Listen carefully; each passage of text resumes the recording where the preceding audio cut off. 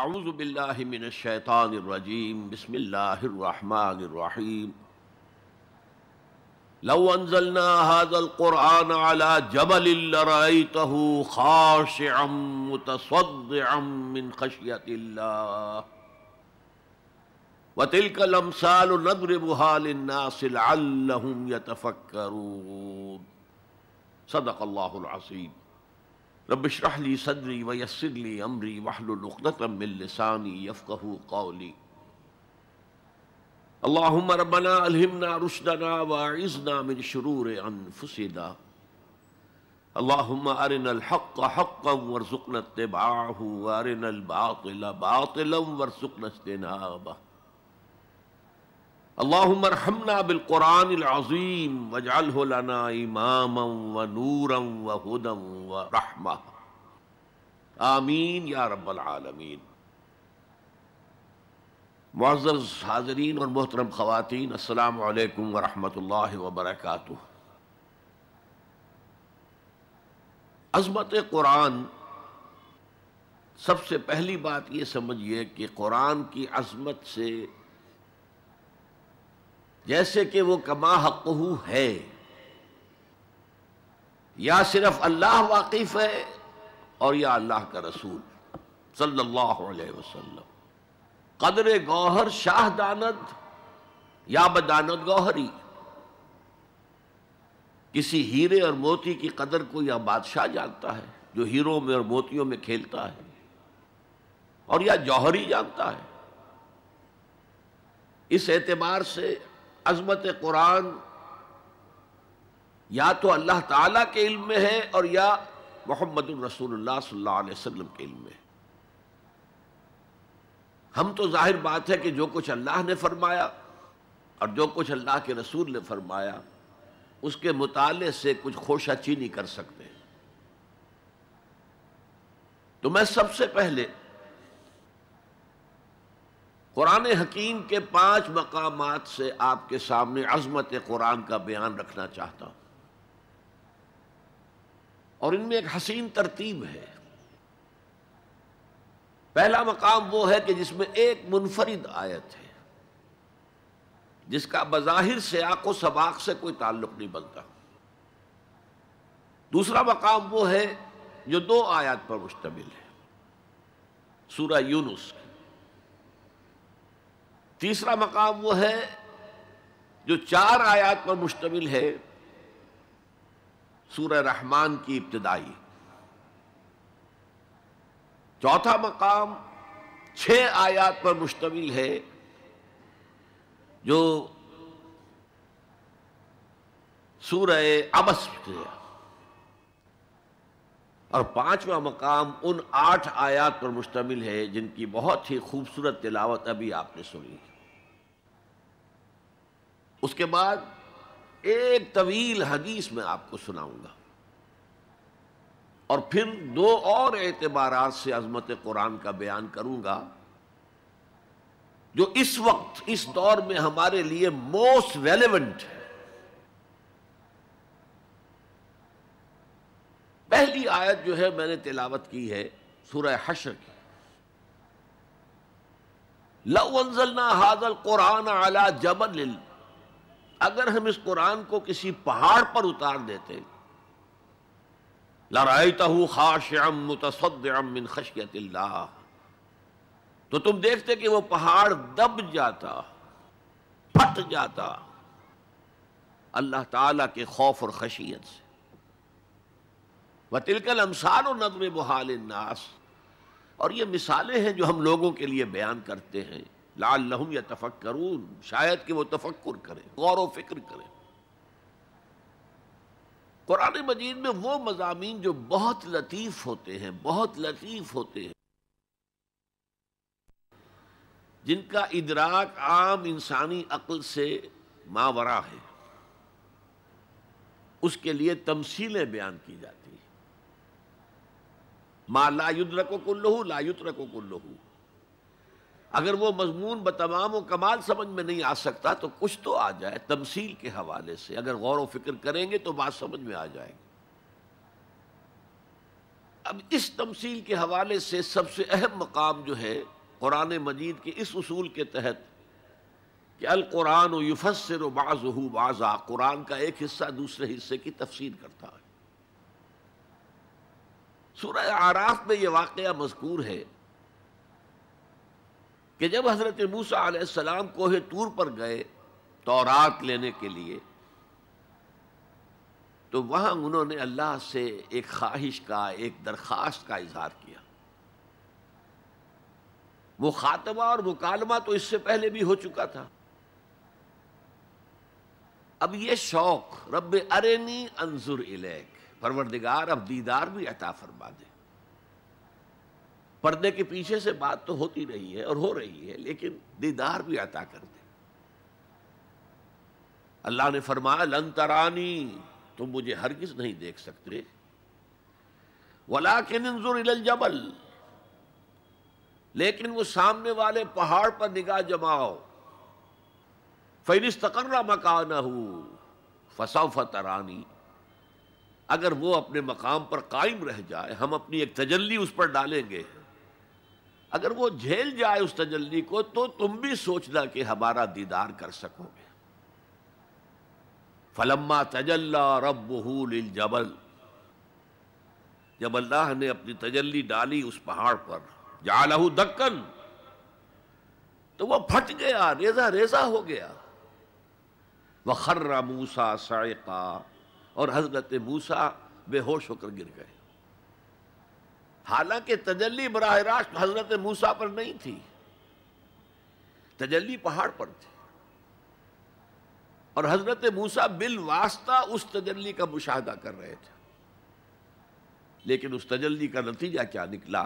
پہاڑ پھٹ گیا، ریزہ ریزہ ہو گیا، اور حضرت موسیٰ بے ہوش ہو کر گر گئے۔ اب یہ واقعہ ہے، وہاں تو تمثیل بیان ہوئی اور یہ واقعہ ہے۔ تو جو اثر اللہ تعالیٰ کی ذات کی تجلی کا ہے، وہی اثر اللہ کی جو صفت ہے کلام، اس کی تجلی کا ہے۔ اس لیے کہ صفت کس کی ہے؟ اللہ کی ہے صفات ذات حق حق سے جدا یا عین ذات، متکلمین اس مسئلے کا حل ہی نہیں کر پائے۔ کلام اللہ کی صفت ہے، اس کی صفت کی بھی وہی تاثیر ہے۔ یہ آیت قرآن مجید کی عظمت کو واضح کرتی ہے، جیسے کہ وہ ہے فی نفسہ ہی۔ اب دیکھیے کوئی چیز بہت عظیم ہے، بہت عظیم ہے، بہت عظیم ہے، اگر مجھے اس سے کوئی فائدہ نہیں تو مجھے اس سے کوئی دلچسپی نہیں ہوگی۔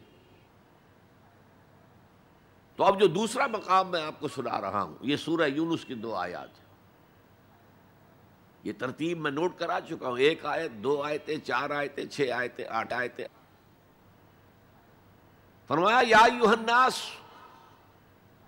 قد جاءتکم موعظۃ من ربکم وشفاء لما فی الصدور وہدی ورحمۃ للمؤمنین قل بفضل اللہ وبرحمتہ فلذلک فلیفرحوا ھو خیر مما یجمعون۔ اے لوگو، تمہارے پاس آ گئی ہے نصیحت، موعظت تمہارے رب کی طرف سے۔ وہ صرف موعظت نہیں ہے، سینوں کے اندر جو روگ ہیں، جو امراض ہیں، ان کا علاج بھی ہے، شفا بھی ہے۔ شفاء لما فی الصدور۔ تیسرے درجے میں وہ ہدایت ہے، وہ بتاتی ہے کدھر جاؤ کدھر نہ جاؤ۔ جیسے آپ نے دیکھا ہوگا پہاڑی راستوں پر قدم قدم کے اوپر کوشن ہوتا ہے، یہاں سپیڈ کم کر لو ورنہ تم کسی کھائی میں جا گرو گے۔ تو یہ ہدایت کیا ہے؟ دیکھو ادھر مت جانا، ادھر جاؤ، اگر ادھر جاؤ گے تمہارا سارا معاملہ تل پٹ ہو جائے گا۔ یہ ہے ہدایت۔ اور جو چیز دنیا میں ہدایت ہے وہ آخرت میں رحمت ہے، ہدی ورحمۃ للمؤمنین۔ اب میں چاہتا ہوں ان 4 الفاظ میں جو ربط ہے اسے سمجھیں۔ دیکھیے اگر کسی ایسی زمین پر بارش برسے جو اوپر سے بہت سخت ہے تو پانی بہہ جائے گا، زمین میں جذب نہیں ہوگا تو کوئی رویدگی پیدا نہیں ہوگی۔ اگر دل سخت ہیں تو قرآن مجید ان پر کوئی اثر نہیں کرے گا۔ اس کے لیے سب سے پہلے موعظہ کی ضرورت ہے، وعظ کی ضرورت ہے، نصیحت کی ضرورت ہے، تاکہ دل نرم پڑ جائے۔ انسانی دل جب سخت ہوتے ہیں تو ان کی سختی چٹانوں سے زیادہ ہوتی ہے۔ سورہ بقرہ میں فرمایا ثم قست قلوبکم فہی کالحجارۃ او اشد قسوہ، یہودیوں سے خطاب ہے۔ ثم قست قلوبکم من بعد ذلک فہی کالحجارۃ او اشد قسوہ، اے بنی اسرائیل تمہارے اس طرز عمل کے نتیجے میں تمہارے دل سخت ہو گئے اور اب وہ پتھروں سے زیادہ سخت ہے۔ لہذا سب سے پہلے ضرورت کیا ہے؟ دل کی زمین کو نرم کیا جائے، اس میں ہل چلایا جائے۔ یہ کام ہے موعظہ کا، وعظ کا، نصیحت کا۔ ہمارے معاشرے میں کسی زمانے میں وعظ کا بڑا رواج تھا، آج کل یہ چیز ختم ہو گئی ہے۔ بلکہ وعظ کو گھٹیا بات سمجھا جاتا ہے۔ بھائی کوئی عقلی بات کرو، کوئی علمی بات کرو، تم تو وعظ کہہ رہے ہو، گویا کہ وعظ گھٹیا چیز ہے۔ نہیں، وعظ سے دل میں رقت پیدا ہوتی ہے، نرمی پیدا ہوتی ہے۔ تو قرآن مجید ہی سب سے بڑا موعظہ ہے۔ ہم نے بدقسمتی سے کیا کیا، جب وعظ کہے جاتے تھے تب بھی مثنوی مولانا روم سے، ضعیف احادیث سے، واعظ دستاں زنو افسانہ بند، واعظ بڑے اونچے اونچے ہاتھ چلا کر اور افسانہ جو ہے بیان کر رہا ہے، لیکن اس کا حال کیا ہے؟ از خطیب و دیلمی گفتار اوست، بعض ضعیف و شاذ و مرسل کار اوست۔ وہ خطیب بغدادی یا دیلمی کی جو احادیث ہیں، جو سب سے گھٹیا درجے کی کتابیں حدیث کی، سب سے کم تر درجے کی کتابیں حدیث کی، ضعیف کتابوں کے یوں سمجھیے کہ بہت بڑے مجموعے، وہاں سے وہ حدیثیں لا رہا ہے۔ الضعیف و شاذ و مرسل کار ہو، ضعیف حدیث، شاذ حدیث، مرسل حدیث سے وہ بیان کر رہا ہے۔ قرآن سے اس کا کوئی تعلق۔ قرآن مجید سب سے بڑا واعظ ہے۔ یا ایھا الناس قد جاءتکم موعظۃ، یہ دل کو جب نرم کرتا ہے تو پھر اس میں جذب ہوتا ہے، یہ سیکنڈ سٹیپ ہے اس کا۔ اور جب دل میں جذب ہوگا تو دل کے اندر کی بیماریوں کو دور کر دے گا۔ دل کے اندر کی بیماریاں کون سی ہیں؟ تھرومبوسس نہیں، انجائنا نہیں، وہ اور ہیں۔ وہ دل کی بیماریاں جن کے لیے قرآن شفا ہے، وہ ہے تکبر، حسد، حب مال، حب دنیا، حب جاہ، حب شہرت۔ یہ ہیں وہ چیزیں کہ جو اصل ہیں، جو دل کے امراض ہیں، ان سب کو جڑ سے نکال کر پھینک دے گا قرآن حکیم۔ یا ایھا الناس قد جاءتکم موعظۃ من ربکم وشفاء لما فی الصدور، وہ ہدن، اور وہ ہدایت ہے۔ انفرادی زندگی کے لیے بھی ہدایت ہے، اجتماعی زندگی کے لیے بھی ہدایت ہے۔ کبھی اگر سورہ فاتحہ پر آپ غور کریں، جو ہماری نماز کا جزو لازم ہے، تو ہم پہلے کہتے ہیں الحمدللہ رب العالمین الرحمن الرحیم مالک یوم الدین ایاک نعبد و ایاک نستعین۔ یہ ہدایت تو ہمیں پہلے ہی ملی ہوئی ہے۔ پھر جو ہم کہتے ہیں اہدنا الصراط المستقیم، اللہ کو ہم نے پہچان لیا، اسے رب العالمین مان لیا، اسے رحمان مان لیا، اسے رحیم مان لیا، اسے روز جزا کا حاکم مطلق مان لیا، تو اب کون سی ہدایت رہ گئی؟ ہدایت تو آ گئی۔ اب اصل ہدایت جو درکار ہے وہ ہے جو ریلیونٹ ہے آج کے دور میں، جو اجتماعی نظام ہے انسانوں کا، اس کے لیے انسان بالکل بے بس ہے۔ اس کی عقل جو ہے اجتماعی نظام عدل قائم نہیں کر سکتی۔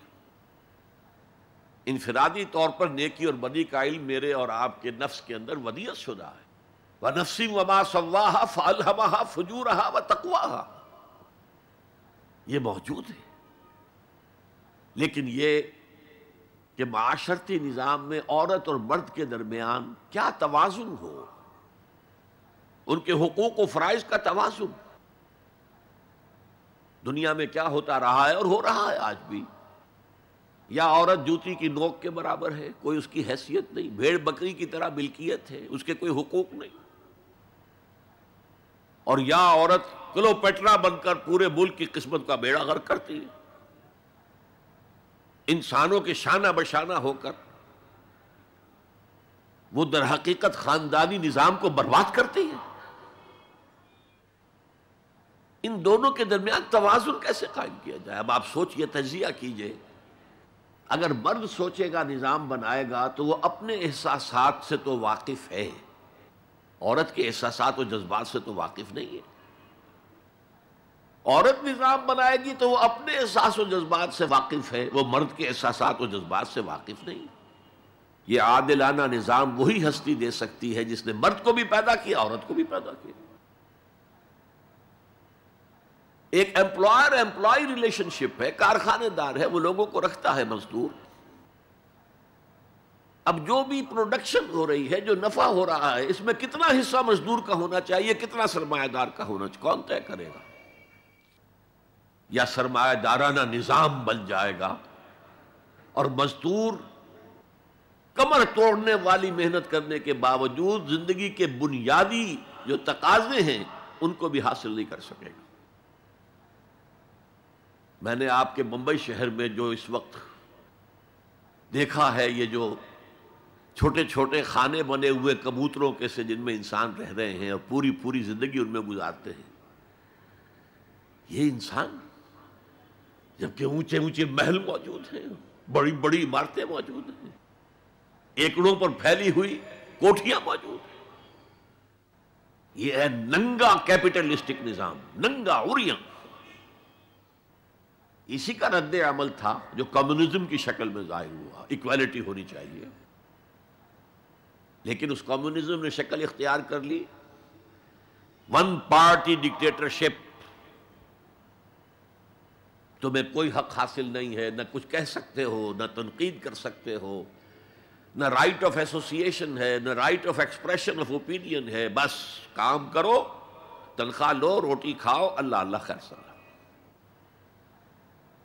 یہی وجہ ہے کہ وہ نظام بھی مر گیا. اسی طریقے سے کسی بھی نظام میں اگرچہ حاکم مطلق تو اللہ ہے، پھر بھی کوئی نظام آپ بنائیں گے تو کچھ حکام ہوں گے، اولو الامر ہوں گے. خلافت راشدہ میں بھی تھے نا، امیر المومنین تھے، اولو الامر تھے. عوام میں اور ان کے درمیان حقوق و اختیار کا توازن کیا ہو، کون طے کرے گا؟ اولو الامر تو چاہیں گے سارے اختیارات ہمارے پاس ہوں، ٹوٹلیٹیرین سٹیٹ قائم ہو جائے گی. عوام چاہیں گے ہمارے پاس ہوں اور ہمیں اتنی آزادی ہو کہ مادر پدر آزاد ہو جائیں، جو چاہیں کریں. ہومو سیکشول ہو جائیں، ہومو سیکشول میرجز کریں، ہمیں کوئی روکنے والا نہ ہو. تو میں نے آپ کو بتایا اجتماعی نظام کے یہ تین گوشے ہیں: معاشرتی نظام، معاشی نظام، سیاسی نظام. آج کے انسان کی اصل ضرورت یہ ہے، اس لیے کہ اس طرح کا ہمہ گیر نظام اس سے پہلے تھا ہی نہیں. لوگوں کو آزادیاں تھیں. آج آپ کا پورا تعلیمی نظام بھی اسی نظام کے تحت ہے. آپ کہاں لے جائیں گے اپنے بچوں کو؟ آپ ان کے حوالے کر کے اپنے ہاتھ دھو لیتے ہیں. You wash your hands of your children. وہ نظام جو چاہے گا بنا دے گا ان کو. گلا تو گھونٹ دیا اہل مدرسہ نے تیرا، کہاں سے آئے صدا لا الہ الا اللہ. کیا کریں گے؟ انہیں کہیں کسی تہخانے میں تو بند نہیں کر سکتے. آپ اپنے گھر میں ٹیلی ویژن نہیں لائیں گے، وہ جا کر دکان پہ دیکھیں گے. جب تک نظام درست نہ ہو، اور نظام کی ہدایت ہے جو قرآن نے دی ہے اصل، ورنہ اخلاقیات کا معاملہ میں آپ سے عرض کر دوں کہ یہ تو نوع انسانی کی مشترک میراث ہے. سچ بولنا اچھا ہے، جھوٹ بولنا برا ہے، کون نہیں جانتا؟ کیا ہندو نہیں جانتا؟ کیا بدھ مت کا پیرو نہیں جانتا؟ وعدہ کرنا اچھا ہے، وعدہ خلافی بری ہے، کون نہیں جانتا؟ عیسائی نہیں جانتا، یہودی نہیں جانتا، سب جانتے۔ بیسک ہیومن مورالٹی تو ہمارے اندر ہے، جیسا کہ میں نے آیت آپ کو سنائی، وَنَفْسٍ وَمَا سَوَّاهَا فَأَلْهَمَهَا فُجُورَهَا وَتَقْوَاهَا، انسان کا نفس جو اللہ نے پوری طرح تیار کر دیا، نوک پلک سنوار دی، اور اس میں نیکی اور بدی کی تمیز ودیت کر دی۔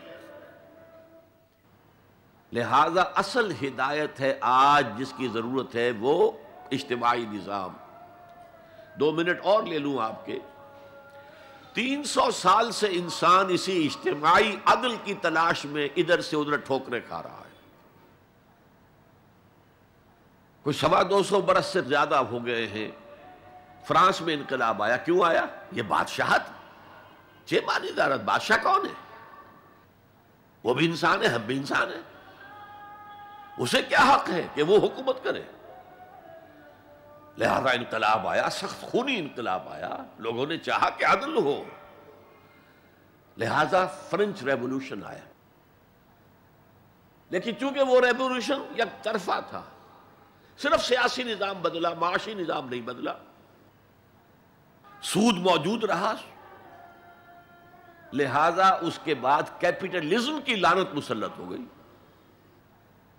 پہلے لارڈز اینڈ بیرنز اور بڑے بڑے زمیندار اور جاگیردار سروں پر مسلط تھے، اور اب کارخانے دار اور کیپٹلسٹ مسلط ہو گئے۔ آج کی جمہوریت کیا ہے؟ دس از دی ڈکٹیٹرشپ آف دی کیپٹلسٹ۔ یہ تو اصل میں کیپٹلزم ہے، کیپٹلسٹ کی ڈکٹیٹرشپ ہے جو اس وقت ہو رہی ہے۔ اچھا، اس سے نجات پانے کے لیے چھلانگ لگائی دوسری طرف کمیونزم، تو وہ میں آپ کو بتا چکا، وہاں انفرادی آزادی ختم ہو گئی، اب وہ بھی مر گیا۔ اب فوکو یاما نے تو کتاب لکھ دی اینڈ آف ہسٹری، بس ثابت ہو گیا کہ ہمارا نظام لبرل سیکولر ڈیموکریسی اور انٹرسٹ بیسڈ کیپٹلزم، اس سے بہتر کوئی نظام ہے ہی نہیں، سب ختم ہو گیا۔ لیکن ایک نظام ہے جس کا انہیں اندیشہ ہے، جو ابلیس کی زبان سے اقبال نے کہلوایا تھا، ہے اگر کوئی خطر مجھ کو تو اس امت سے ہے جس کی خاکستر میں ہے اب تک شرار آرزو۔ خال خال اس قوم میں اب تک نظر آتے ہیں، وہ کرتے ہیں اشک سحر گاہی سے جو ظالم وضو۔ بڑے نیک لوگ بھی موجود ہیں، لیکن بحیثیت مجموعی امت کا حال کیا ہے؟ جانتا ہوں میں یہ امت حامل قرآن نہیں، جانتا ہوں میں یہ امت حامل قرآن نہیں، ہے وہی سرمایہ داری بندہ مومن کا دین۔ جانتا ہوں میں کہ مشرق کی اندھیری رات میں بے ید بیضا ہے پیران حرم کی آستین، پیر ہیں، مرشد ہیں، ان کی آستینوں میں ید بیضا نہیں ہے، حضرت موسیٰ والا۔ بہرحال فوکو یاما کی نفی کی پھر بعد میں، اور کتاب لکھی گئی کلیش آف سیویلائزیشنز، تہذیبوں کا ٹکراؤ ابھی آئے گا۔ تو میں اس سے زیادہ اس ایشو پر نہیں جانا چاہتا۔ ہدایت، انفرادی ہدایت بھی قرآن میں ہے، اور سب سے بڑھ کر اجتماعی ہدایت جس کی آج کے انسان کو سب سے زیادہ ضرورت ہے، the system of social justice, جو صرف اللہ دے سکتا ہے، اس لیے کہ کارخانے دار بھی اسی کی مخلوق ہے اور مزدور بھی اسی کی مخلوق ہے، جو اولو الامر ہے وہ بھی اسی کے پیدا کرنا ہے، اور جو عوام ہے وہ بھی اسی کے پیدا کرنا ہے، مرد بھی اسی کا پیدا کرنا ہے، عورت بھی اس کی پیدا کرنا ہے۔ جیسے ایک حدیث میں آتا ہے الخلق عیال اللہ، تمام مخلوق اللہ کے کلبے کے مانند ہے۔ وہ عدل دے گا، وہ سوشل جسٹس دے گا، وہ توازن دے گا آپ کو معاشرتی نظام میں، معاشی نظام میں، سیاسی نظام میں۔ اس کا نتیجہ چوتھا جو نکلے گا رحمت للمومنین، اب وہ رحمت ہوگی آخرت میں۔ جیسے حضور نے فرمایا الزہراوین نام دیا سورہ بقرہ کو اور سورہ آل عمران کو۔ الزہراوین، زہرا کہتے ہیں بہت تابناک حضرت فاطمہ زہرا رضی اللہ تعالی عنہ۔ الزہراوین، یہ دو بدلیوں کی صورت میں میدان حشر میں ظاہر ہوں گی۔ اور جو ان سے محبت کرنے والے تھے ان پر سایہ کریں گی، جبکہ کسی کے لیے کوئی سایہ نہیں ہوگا۔ تو یہ رحمت کا ظہور ہوگا قرآن کا قیامت کے دن۔ اب اگلی آیت دیکھیے، قُلْ بِفَضْلِ اللَّهِ وَبِرَحْمَتِهِ، اے نبی ان سے کہہ دیجئے یہ اللہ کے فضل اور اس کی رحمت کا مظہر ہے کہ اس نے تمہیں قرآن مجید جیسی کتاب ہدایت دی، جو موعظہ بھی ہے، شفاء لما فی الصدور بھی ہے، دنیا میں ہدایت بھی ہے، آخرت میں رحمت بھی ہے۔ قُلْ بِفَضْلِ اللَّهِ وَبِرَحْمَتِهِ فَبِذَلِكَ فَلْيَفْرَحُوا، اگر جشن منانا ہے تو اس کا مناؤ، خوشیاں منانی ہے تو اس کی مناؤ۔ هُوَ خَيْرٌ مِّمَّا يَجْمَعُونَ، یہ دولت ان تمام چیزوں سے زیادہ قیمتی ہے جو انسان جمع کرتا ہے۔ دولت جمع کرتا ہے، مال، اسباب، جائیداد، کاروبار، اور محل بناتا ہے، اس میں بڑا اعلیٰ فرنیچر رکھتا ہے، اس میں لا کر ڈیکوریشن پیسز کہاں کہاں سے پوری دنیا سے لا کر رکھتا ہے۔ ان سب سے کہیں زیادہ قیمتی شے قرآن ہے۔ اب آئیے 4 آیات، سورہ رحمان کی اولین 4 آیات۔ الرحمن،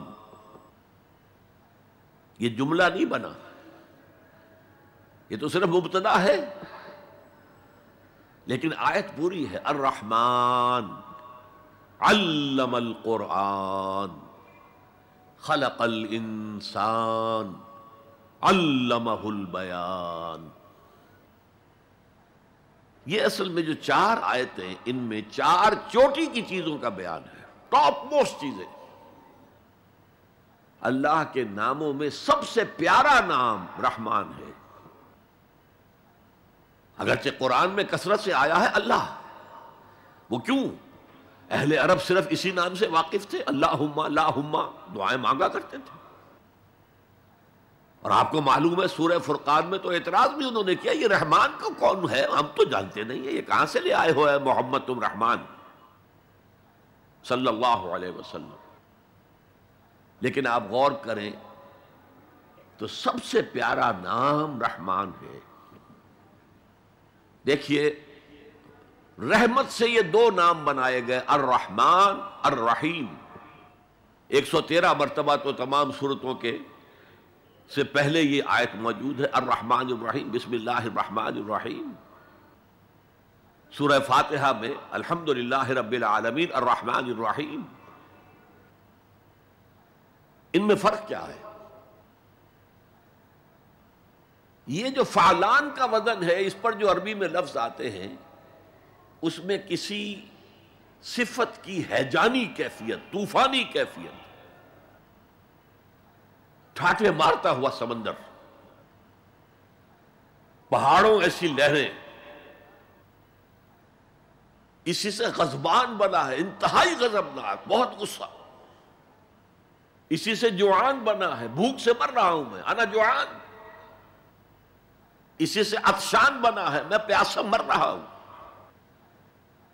اللہ کا لفظ، اللہ کا نام رحمان ظاہر کر رہا اللہ کی رحمت ٹھاٹھے مارتے ہوئے سمندر کی طرح ہے۔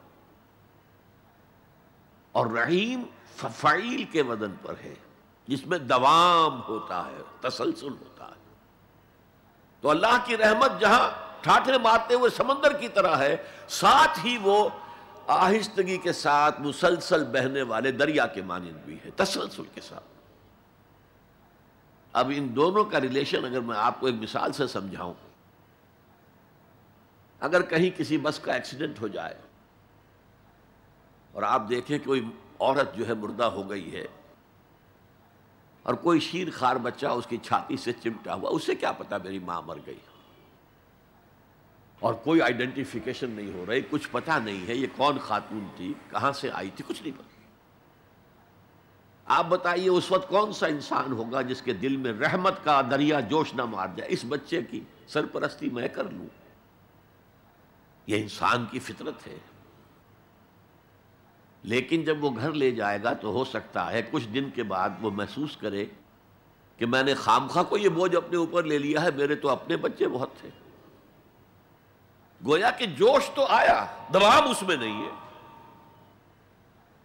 اللہ کی رحمت ٹھاٹھے مارتے ہوئے سمندر کی طرح بھی ہے اور اس میں دوام ہے، دریاؤں کا سا دوام تسلسل سے بہنے والا۔ اور سب سے پیارا میں کیوں کہہ رہا ہوں یہ نام، ہمیں سب سے بڑی ضرورت رحمت کی ہے۔ دیکھیے اللہ رازق ہے، اللہ رازق ہے، ہمیں رزق دیتا تاکہ ہم زندہ رہیں، اور اس نے ہمیں زندگی اس لیے دی ہے لِيَبْلُوَكُمْ أَيُّكُمْ أَحْسَنُ عَمَلًا، تاکہ تمہارا امتحان لے۔ تو رزق دینا اس کی ضرورت ہے، میری ضرورت نہیں ہے۔ مجھے زندہ رکھنا چاہتا ہے تاکہ وہ امتحان میں دوں تو وہ رزق دے گا مجھے۔ لیکن رحمت کون سی چیز ہے؟ میں حدیث آپ کو سناتا ہوں۔ ایک دفعہ آپ نے فرمایا کوئی انسان محض اپنے عمل کی بنیاد پر جنت میں داخل نہیں ہو سکے گا جب تک کہ رحمت خداوندی دستگیری نہ کرے۔ اسی صحابی رضی اللہ تعالی عنہ نے بڑی ہمت سے، جرأت سے، بلکہ ہم کہہ سکتے جسارت سے کام لیا کہ پوچھ لیا حضور کیا آپ بھی؟ فرمایا ہاں میں بھی، الا ان یتغمدنی ربی برحمتہ، میں بھی داخل نہیں ہو سکوں گا جنت میں جب تک کہ میرا رب مجھے ڈھانپ نہ لے اپنی رحمت سے۔ تو سب سے پیارا نام کون سا ہوا؟ الرحمن۔ اب آئیے اگلی آیت، علم القرآن، اس نے قرآن کی تعلیم دی۔ جو پچھلا مقام ہم نے دیکھا تھا قل بفضل اللہ وبرحمتہ فبذلک فلیفرحوا، اس اللہ تعالی نے قرآن کا علم دیا، لیکن آپ سوچئے جو دوسرے علوم ہیں وہ کس نے دیے ہیں؟ یہ سارا سائنٹیفک نالج اور ٹیکنالوجی، یہ وہی تو علم آدم الاسماء کا ظہور ہے جو ہو رہا ہے۔ پوٹینشلی یہ سارا مادی علم حضرت آدم کی شخصیت میں ودیت کر دیا گیا تھا، پوٹینشلی۔ جیسے آم کی گٹھلی میں پورا آم کا درخت ہے، علم آدم الاسماء کلھا، تمام نام سکھا دیے، اور ساتھ ہی وہ ایپریٹس دے دیا جس سے کہ یہ علم جو پوٹینشل تھا یہ ایکسفولیٹ ہو سکے، یہ کھلے۔ جیسے کہ کلی بند ہوتی ہے پھر کھلتی ہے تو 5 پتیاں ظاہر ہوتی ہیں، ایکسفولیشن۔ وہ ایپریٹس کیا ہے؟ ان السمع والبصر والفؤاد کل اولئک کان عنہ مسئولا۔ کانوں سے سنو، آنکھوں سے دیکھو، اس دماغ میں سینس ڈیٹا فیڈ کرو، پروسیس کرو، نتیجہ نکالو، میموری کے حوالے کر دو، اور سوچو اور دیکھو اور مشاہدہ کرو، نتائج اس سے نکالو، پچھلی میموری سے اس کو ٹیلی کرو، کوئی نئی چیز مل گئی ہے تو اس کو بھی سٹور کر لو۔ یہی ہے نا۔ میں مثال دیا کرتا ہوں کہ کسی شخص نے، ہمارے آباء و اجداد میں سے کوئی 1000ویں پیڑھی ہماری ہوگی، ابھی تک انسان کسی سورس آف انرجی سے واقف نہیں تھا، پھل کھاتا تھا یا گوشت کچا کھاتا تھا۔ کسی شخص نے دیکھا کہ اوپر سے ایک چٹان گری اور نیچے بھی چٹان تھی، تو آگ کا شعلہ برآمد ہو گیا۔ اوہو یہ کیا ہے؟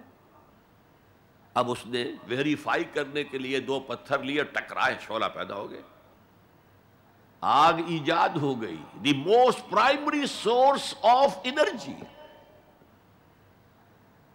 اس سے آگے کسی نے دیکھا کہ ہانڈی چڑھی ہوئی ہے چولہے کے اوپر اور ڈھکنا اس کا ہل رہا، اسے کون ہلا رہا ہے؟ کوئی جن ہے، بھوت ہے، کون ہے؟ بعد میں معلوم نہیں، یہ سٹیم ہے، سٹیم میں طاقت ہے، سٹیم انجن ایجاد ہو گئے، چل پڑی گاڑیاں۔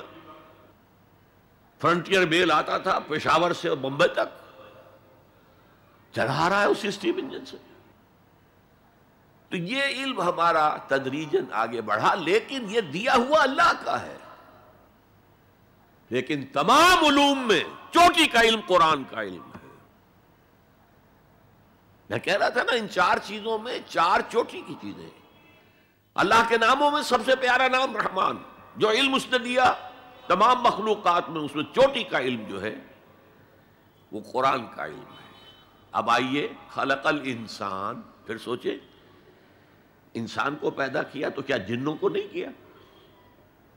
کیا فرشتوں کو نہیں کیا؟ کیا یہ گیلیکسیز پیدا نہیں کی؟ کیا چاند اور سورج نہیں پیدا کیا؟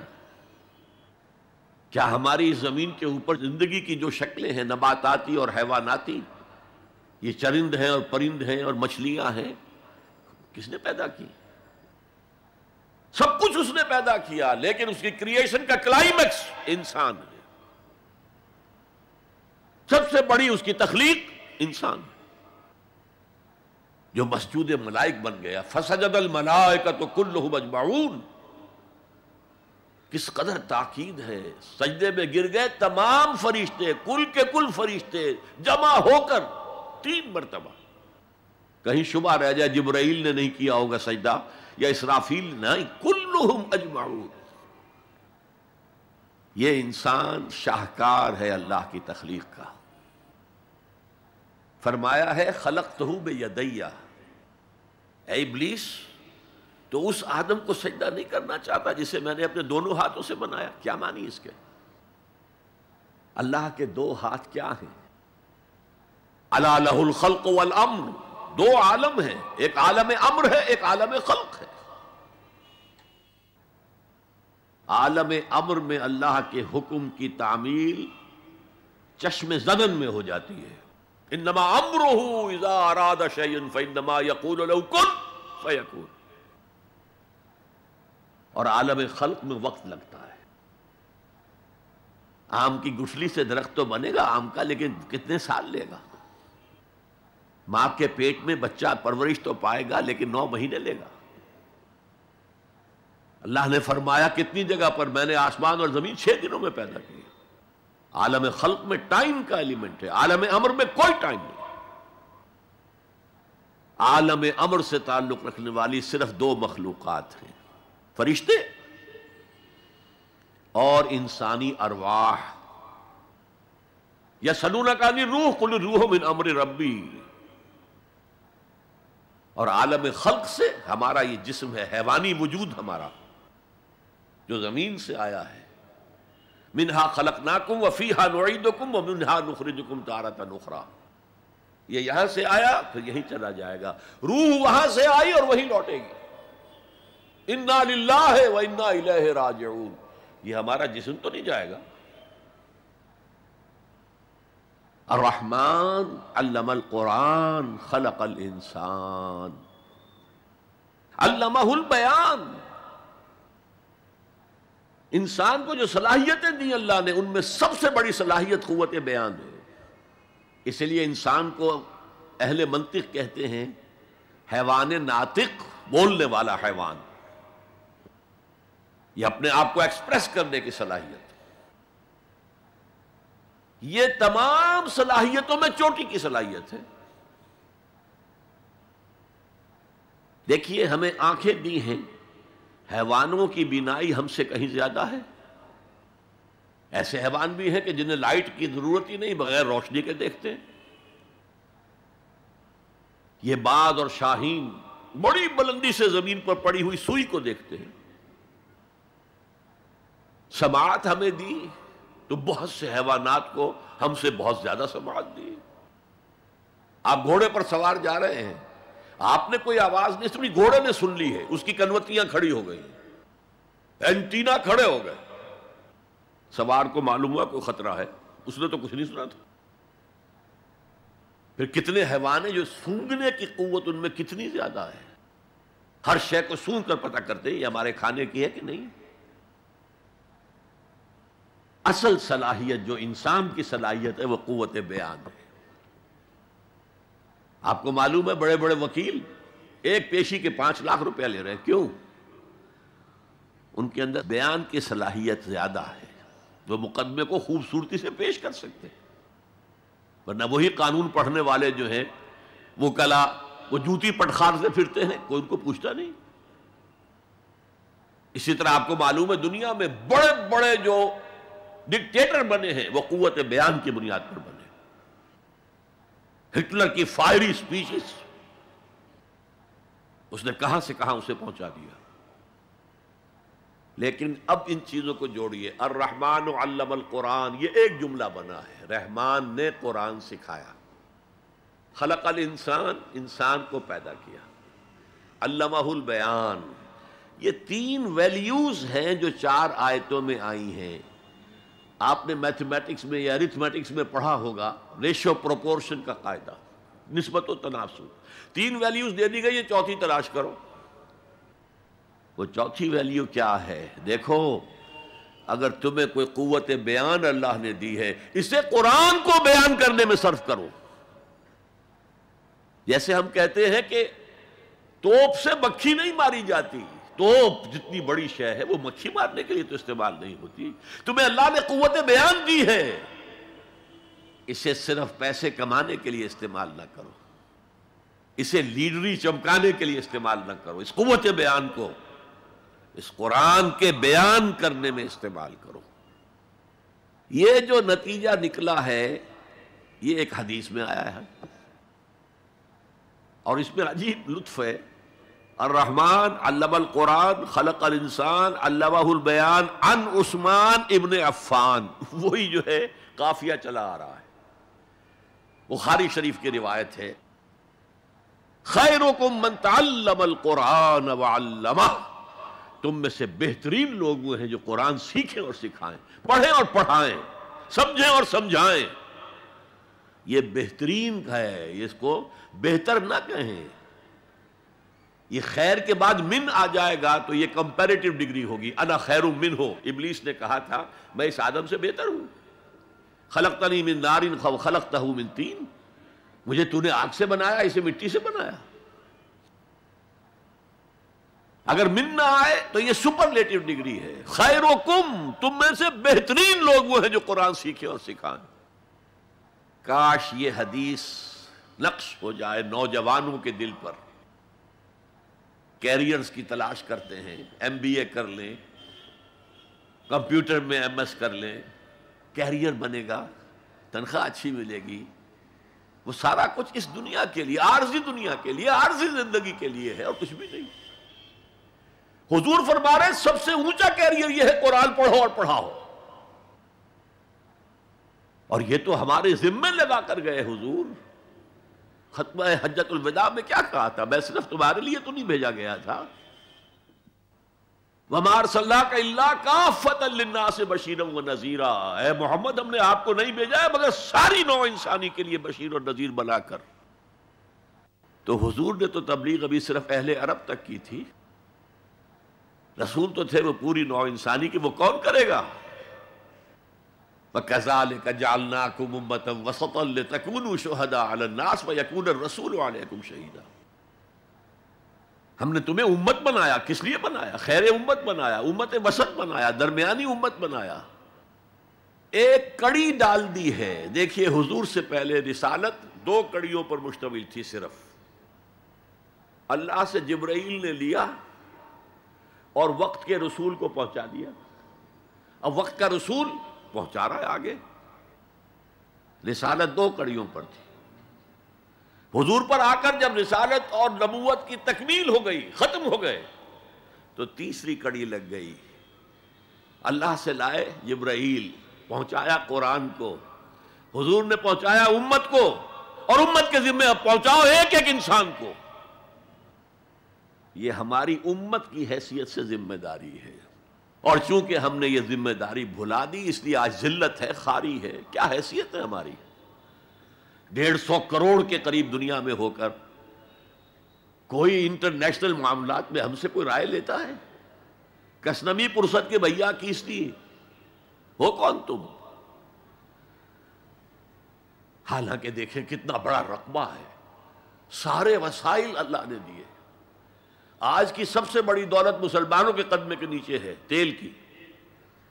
عزت نام کی کوئی شے نہیں۔ وہ تیل والے جو ہیں ان کا مذاق اڑتا ہے، چاہے وہ شاہ فہد ہوں اور چاہے وہ امارات کے امراء ہوں، کوئی ان کی حیثیت ہے، کوئی عزت ہے؟ اس اعتبار سے کہ ہم نے وہ فرض منصبی چھوڑ دیا۔ ہمارا فرض تو یہ تھا قرآن پہنچاؤ، اور اس حد تک آپ نے فرمایا بلغوا عنی ولو آیۃ، پہنچاؤ میری جانب سے، اور یہ میری جانب سے یوں سمجھیے انگریزی میں اس کا ترجمہ ہوگا آن مائی بہاف۔ جو بھی حضور کا امتی قرآن پہنچاتا ہے وہ حضور کے بہاف پر پہنچا رہا ہے. رسالت حضور کی ہے جو تا قیام قیامت قائم رہے گی. نبوت محمدی آپ کے انتقال کے ساتھ ختم ہو گئی. رسالت محمدی تو جاری ہے، تا قیام قیامت جاری ہے، کوئی اور نبی اور رسول آ رہے نہیں. تو یہ ہے خیرکم من تعلم القرآن وعلمہ. اب آئیے 6 آیتیں سورہ عبس. کلا انہا تذکرہ، یہ لفظ بہت اہم ہے. تذکرہ، ذکرہ، تذکیر، فذکر بالقرآن، کیا معنی ہے اس کے؟ یاد دہانی صحیح ترین ترجمہ ہے، یاد دہانی. ایک ہے کسی کو کچھ سکھانا، نئی بات سکھانا، ایک ہے یاد دہانی. اسے ایک چیز معلوم تھی، کوئی بھول گیا، یاد کرانا. جیسے آپ کے کسی دوست نے آپ کو بہت قیمتی قلم دیا تھا، آپ نے اسے بہت سنبھال کر اپنے ٹرنک میں رکھ دیا. اب سال ہا سال ہو گئے، نہ دوست سے ملاقات، نہ وہ یاد. اچانک آپ نے کسی روز ٹرنک کھولا اور وہ قلم آ گیا، تو آپ کو دوست یاد آ جائے گا کہ نہیں؟ اسی لیے قرآن آفاق و انفس کے لیے آیات کہتا ہے. ہم اپنی آیات دکھائیں گے تمہیں، نشانی جس کو دیکھ کر تم ہمیں پہچانو گے. اور تذکرہ کا مطلب کیا ہے؟ پوٹینشلی ایمان ہر انسان کے دل میں موجود ہے. یہ جو روح جو ہمارے قلب کی مسکن مکین ہے، اس میں اللہ کی معرفت بھی ہے، اللہ کی محبت بھی ہے.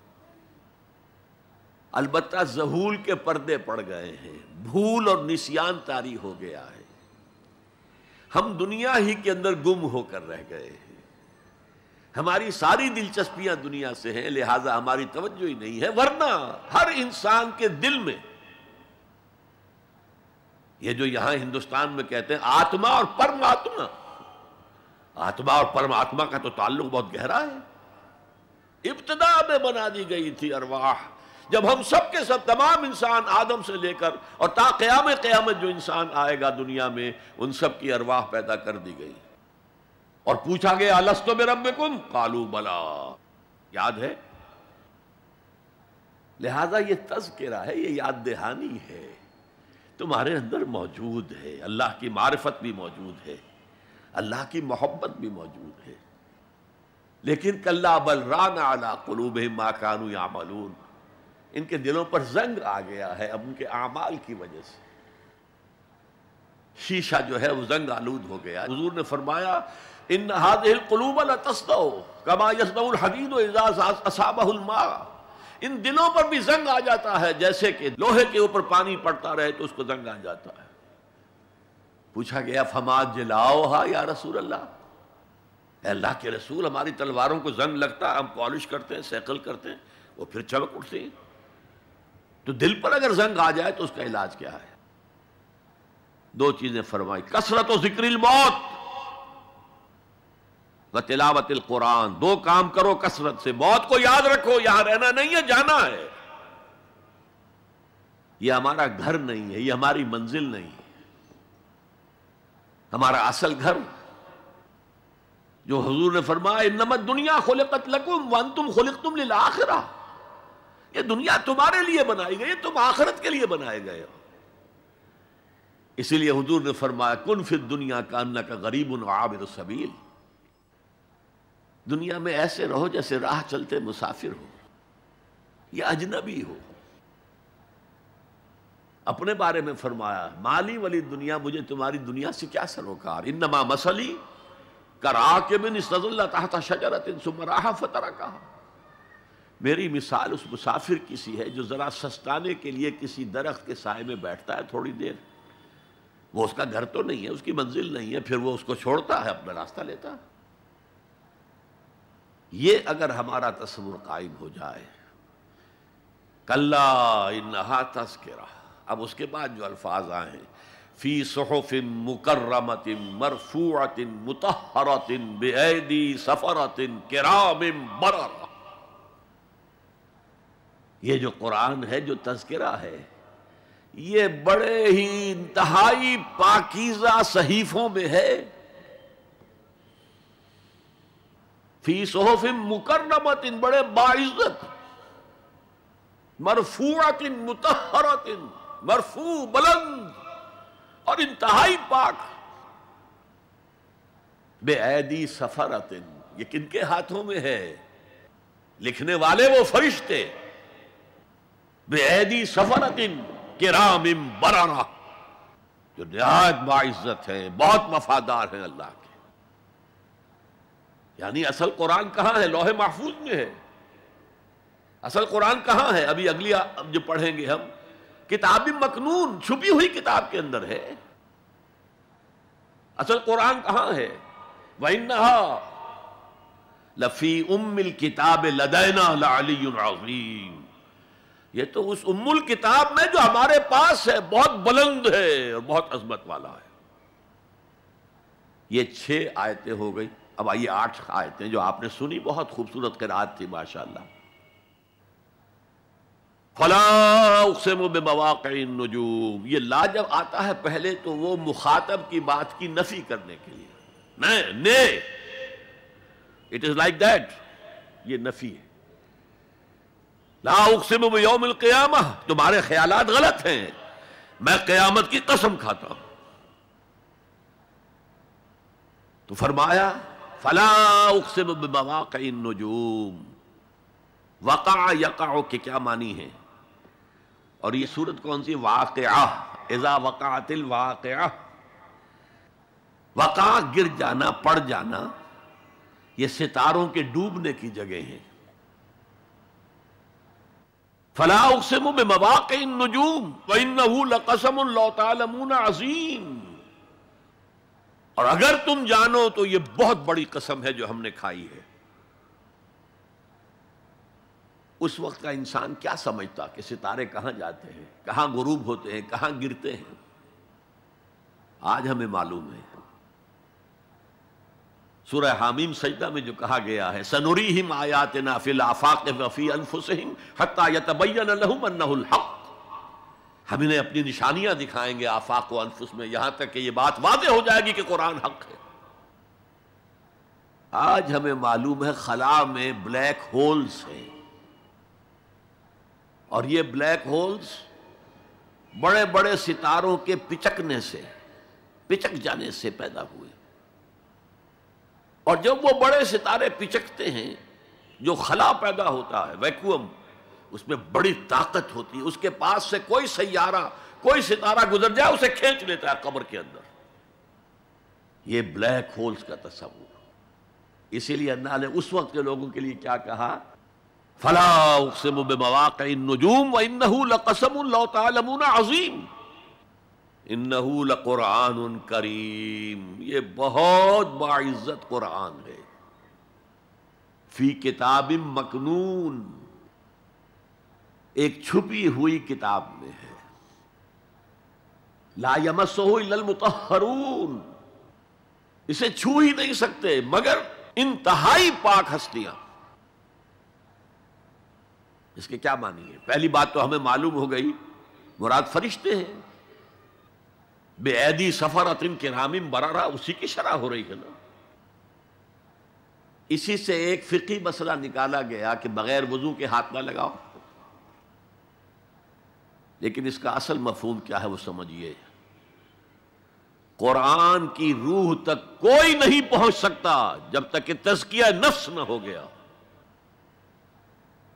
اگر حب مال، حب دنیا، حب جاہ، حب شہرت، اگر یہ تمام محبتیں دل سے نکل نہ جائیں تو قرآن کی روح تک آپ کی اپروچ نہیں ہوگی۔ مولانا روم نے کہا ہے، اگرچہ ذرا میں سمجھتا ہوں کہ انہوں نے بہت سخت الفاظ استعمال کیے ہیں، ماز قرآن مغزہا برداشتے استخاں پیش سگا انداختے، ہم نے قرآن سے اس کا مغز لے لیا ہے، جو ایسنس ہے وہ کھینچ لیا ہے، ہڈی کا گودا جو ہے وہ ہم نے نکال لیا ہے، ہڈیاں ہم نے پھینک دی ہیں کتوں کے سامنے جو لڑ رہے ہیں۔ علم کلام کا مسئلہ ہے صفات حق حق سے جدا یا عین ذات، قرآن مخلوق ہے یا نہیں ہے، غیر مخلوق، اور بڑے بڑے ہو رہے ہیں اس کے اوپر، یہ کتے لڑ رہے ہیں ان ہڈیوں کے اوپر، ہم نے اس میں سے اصل شے نکال لی، وہ کیا ہے؟ اللہ کی محبت، اللہ کی معرفت، یہ ہے اصل شے۔ معاذ قرآن مغزہ برداشتیں استخاں پیش سگاں انداختیں۔ تو جب تک انسان کا باطن پاک نہ ہو جائے وہ قرآن کے چھلکوں سے کھیلتا رہے گا، چاہے وہ کہنے کو مفسر ہو، قرآن کے باطن تک کبھی نہیں پہنچے گا۔ فی کتاب مکنون لا یمسہ الا المطہرون تنزیل من رب العالمین، یہ تھوڑا تھوڑا کر کے اتارا گیا ہے رب العالمین کی طرف سے۔ انزال کے معنی ہے دفعتاً اتار دینا۔ لیلۃ القدر میں آیا انا انزلناہ فی لیلۃ القدر، رمضان کے بارے میں شہر رمضان الذی انزل فیہ القرآن، باب افعال، لیکن حضور پر ایک دم نہیں اترا، تھوڑا تھوڑا تھوڑا تھوڑا 23 برس میں جا کر اس کی تکمیل ہوئی۔ اب دیکھیے جو شکوہ کیا اللہ نے، کیا اس جیسی نعمت سے تم مداہنت کر رہے ہو، بے اعتنائی کر رہے ہو، اسے پڑھتے نہیں ہو، اسے سمجھتے نہیں ہو، اس پر عمل نہیں کرتے، اسے اپنا امام نہیں بناتے؟ تمہارا طرز عمل یہ ہے، بلکہ تم نے اپنا نصیب یہ بنا لیا ہے کہ تم اسے جھٹلا رہے ہو۔ غور کیجئے، جھٹلانا جو ہے دو طرح کا ہے۔ ایک ہے زبان سے کہنا کہ یہ نہیں ہے، کوئی اللہ کا کلام نہیں ہے، یہ قرآن وغیرہ جھوٹ، سب اساطیر الاولین ہیں، یہ محمد نے گھڑ لیا ہے وغیرہ وغیرہ، جھٹلانا ہو گیا۔ ایک جھٹلانا ہے عمل سے جھٹلانا، مان تو لیا اللہ کا کلام ہے لیکن اس کی حرام کردہ شے کو اپنے لیے حلال کیا ہوا ہے۔ حدیث نبوی ہے ما آمن بالقرآن من استحل محارمہ، اس شخص کا قرآن پر کوئی ایمان نہیں ہے جو اس کی حرام کردہ چیز کو اپنے لیے حلال ٹھہرا لے۔ اس اعتبار سے غور کیجئے، اور اس کی مثال بھی دی ہوئی ہے سورہ جمعہ میں، مثل الذین حملوا التوراۃ ثم لم يحملوها كمثل الحمار يحمل اسفارا بئس مثل القوم الذین کذبوا بآیات اللہ واللہ لا يهدی القوم الظالمین۔ مثال ان لوگوں کی جو حامل تورات بنائے گئے تھے اور پھر انہوں نے اس کی ذمہ داری کو ادا نہیں کیا، اسے قائم نہیں کیا، اس کے احکام پر عمل نہیں کیا۔ جیسے فرمایا ہے سورہ اعراف میں، قل یا اہل الکتاب، کہہ دیجئے اے نبی صلی اللہ علیہ وسلم، اے کتاب والو، لستم علی شیء حتی تقیموا التوراۃ والانجیل وما انزل الیکم من ربکم، تمہاری کوئی حیثیت ہماری نگاہ میں نہیں ہے، تمہارا منہ نہیں ہے کہ ہم سے دعا کرو جب تک کہ تم تورات اور انجیل کو اور جو کچھ نازل کیا گیا تمہاری طرف اسے قائم نہیں کرتے۔ آج اللہ ہماری دعائیں نہیں سنتا،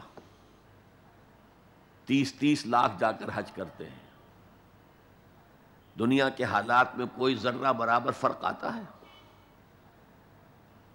اول تو حرام کی کمائی سے حج ہو رہا ہے، تو حج ہے ہی نہیں سرے سے۔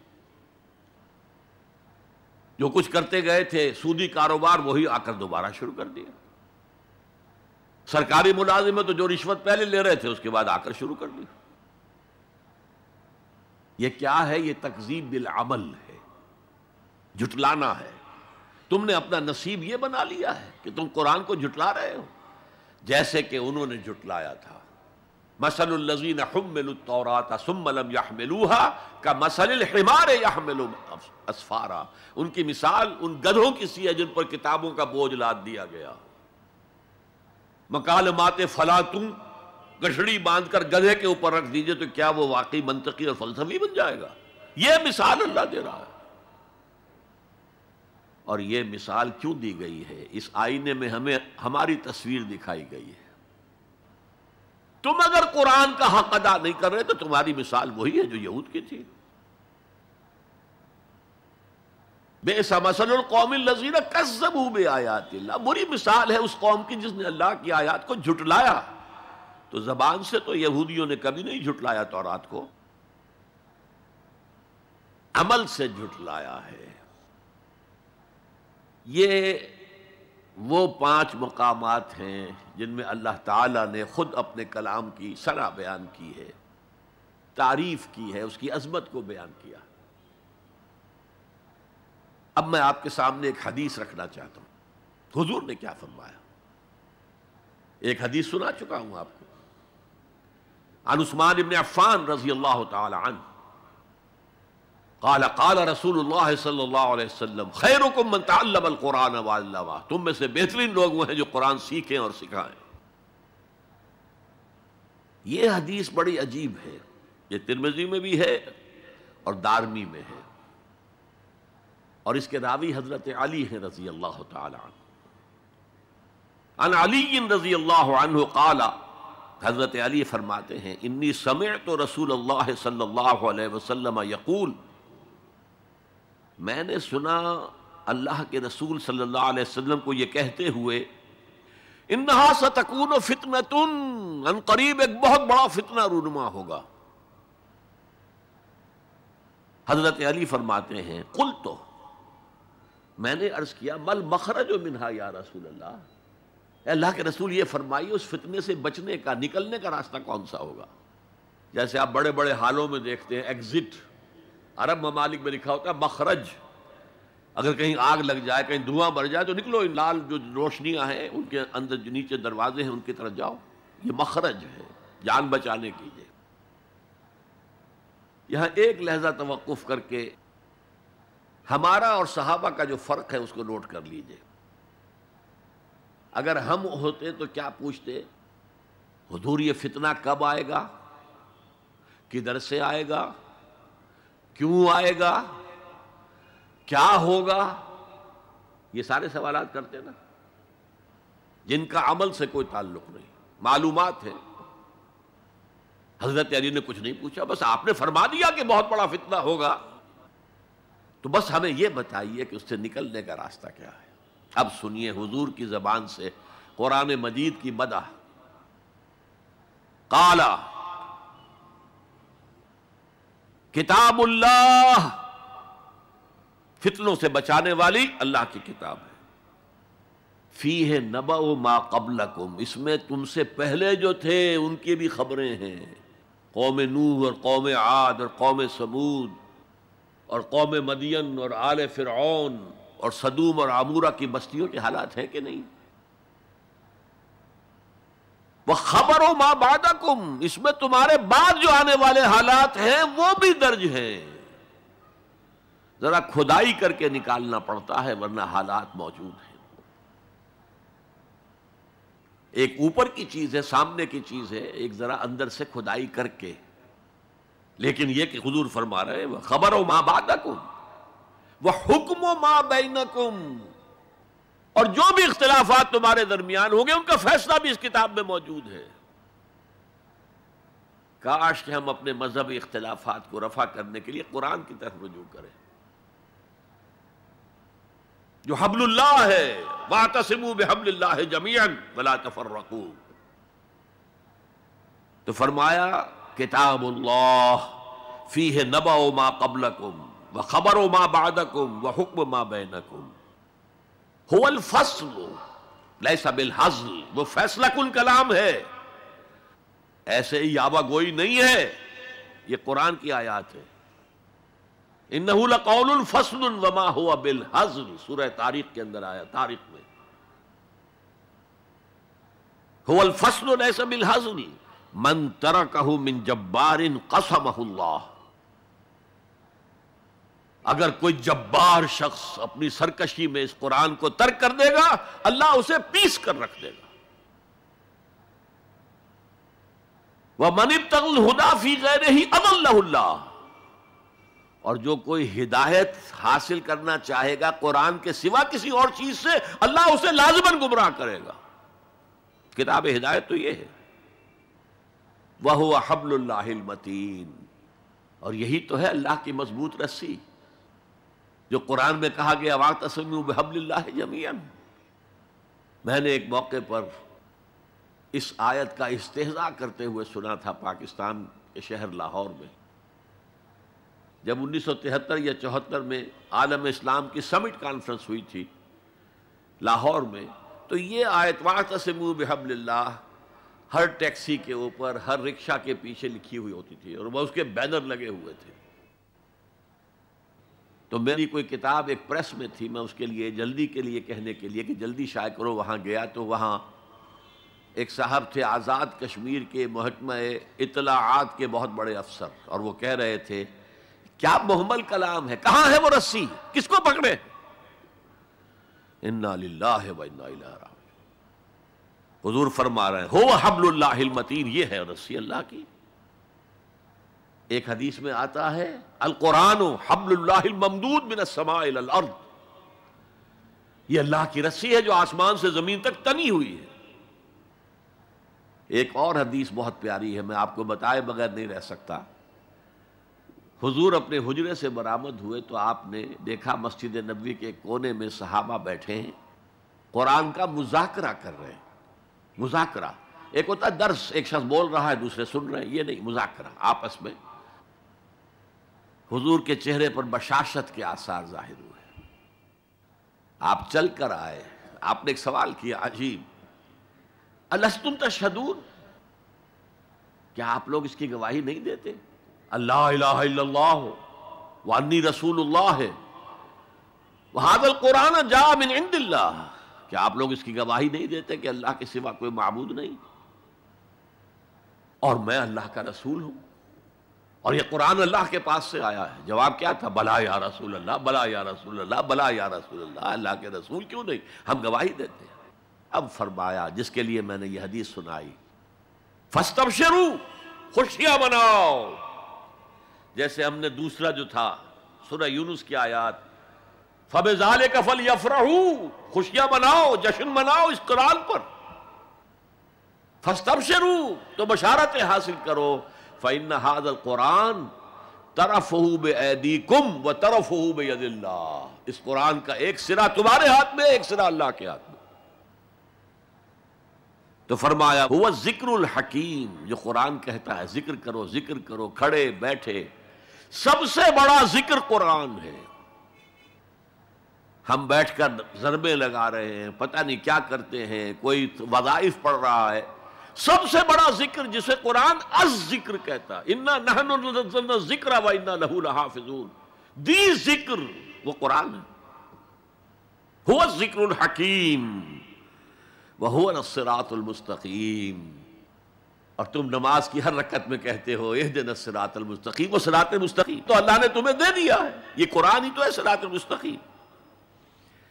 پھر دیکھیے اس میں وہ قرآن مجید کا انداز ہے، دو دو تین تین آیات ایک طرح سے قوافی کے ساتھ آ رہی ہیں۔ هُوَ الَّذِي لَا تَزِيغُ بِهِ الْأَهْوَاءُ، یہ وہ شے ہے کہ جس کے ہوتے ہوئے خواہش نفس آپ کو کج نہیں ہونے دے گی، زیغ نہیں آئے گا اس کے ساتھ، اس کے ہوتے ہوئے کبھی کجی نہیں آئے گی تمہارے اندر۔ وَلَا تَلْتَبِسُ بِهِ الْأَلْسِنَةُ، زبانیں التباس نہیں پیدا کر سکیں گی، قرآن جو ہے اپنی حفاظت خود کرتا ہے۔ ذرا سی الفاظ کی شکل موڑ دی، رائنا کی بجائے رائنا کہہ دیا، قرآن پر ایسا کوئی حملہ نہیں ہو سکتا۔ لا یاتیہ الباطل من بین یدیہ ولا من خلفہ، اس پر باطل حملہ آور ہو ہی نہیں سکتا، نہ سامنے سے نہ پیچھے سے۔ ولا یشبع منہ العلماء، علماء اس قرآن سے کبھی سیری محسوس نہیں کریں گے، کبھی بھی یہ محسوس نہیں کریں گے کہ بس قرآن سے جو لینا تھا ہم نے لے لیا، اب کچھ نہیں رہا۔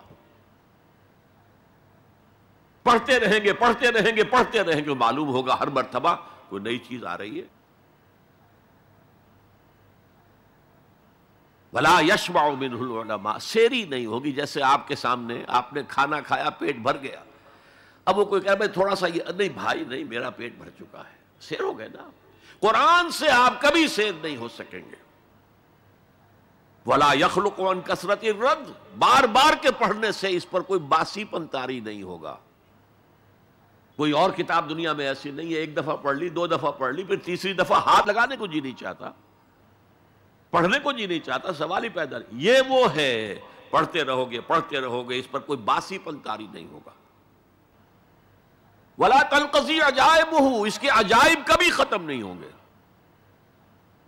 یہ ہیروں کی وہ کان ہے جو کبھی ختم نہیں ہوگی، غور کرو گے نکالتے رہو گے. یہ بنیاد ہے سمندر کی نیچے جہاں سے موتی ختم نہیں ہو سکتے.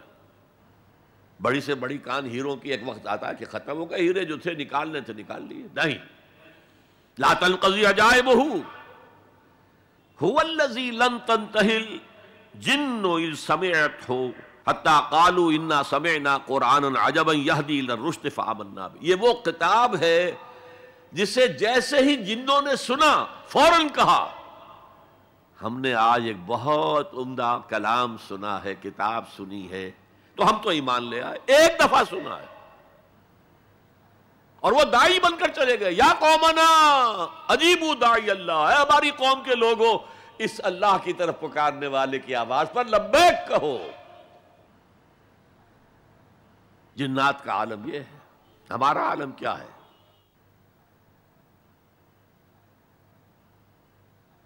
اب 4 جملے جو آئے ہیں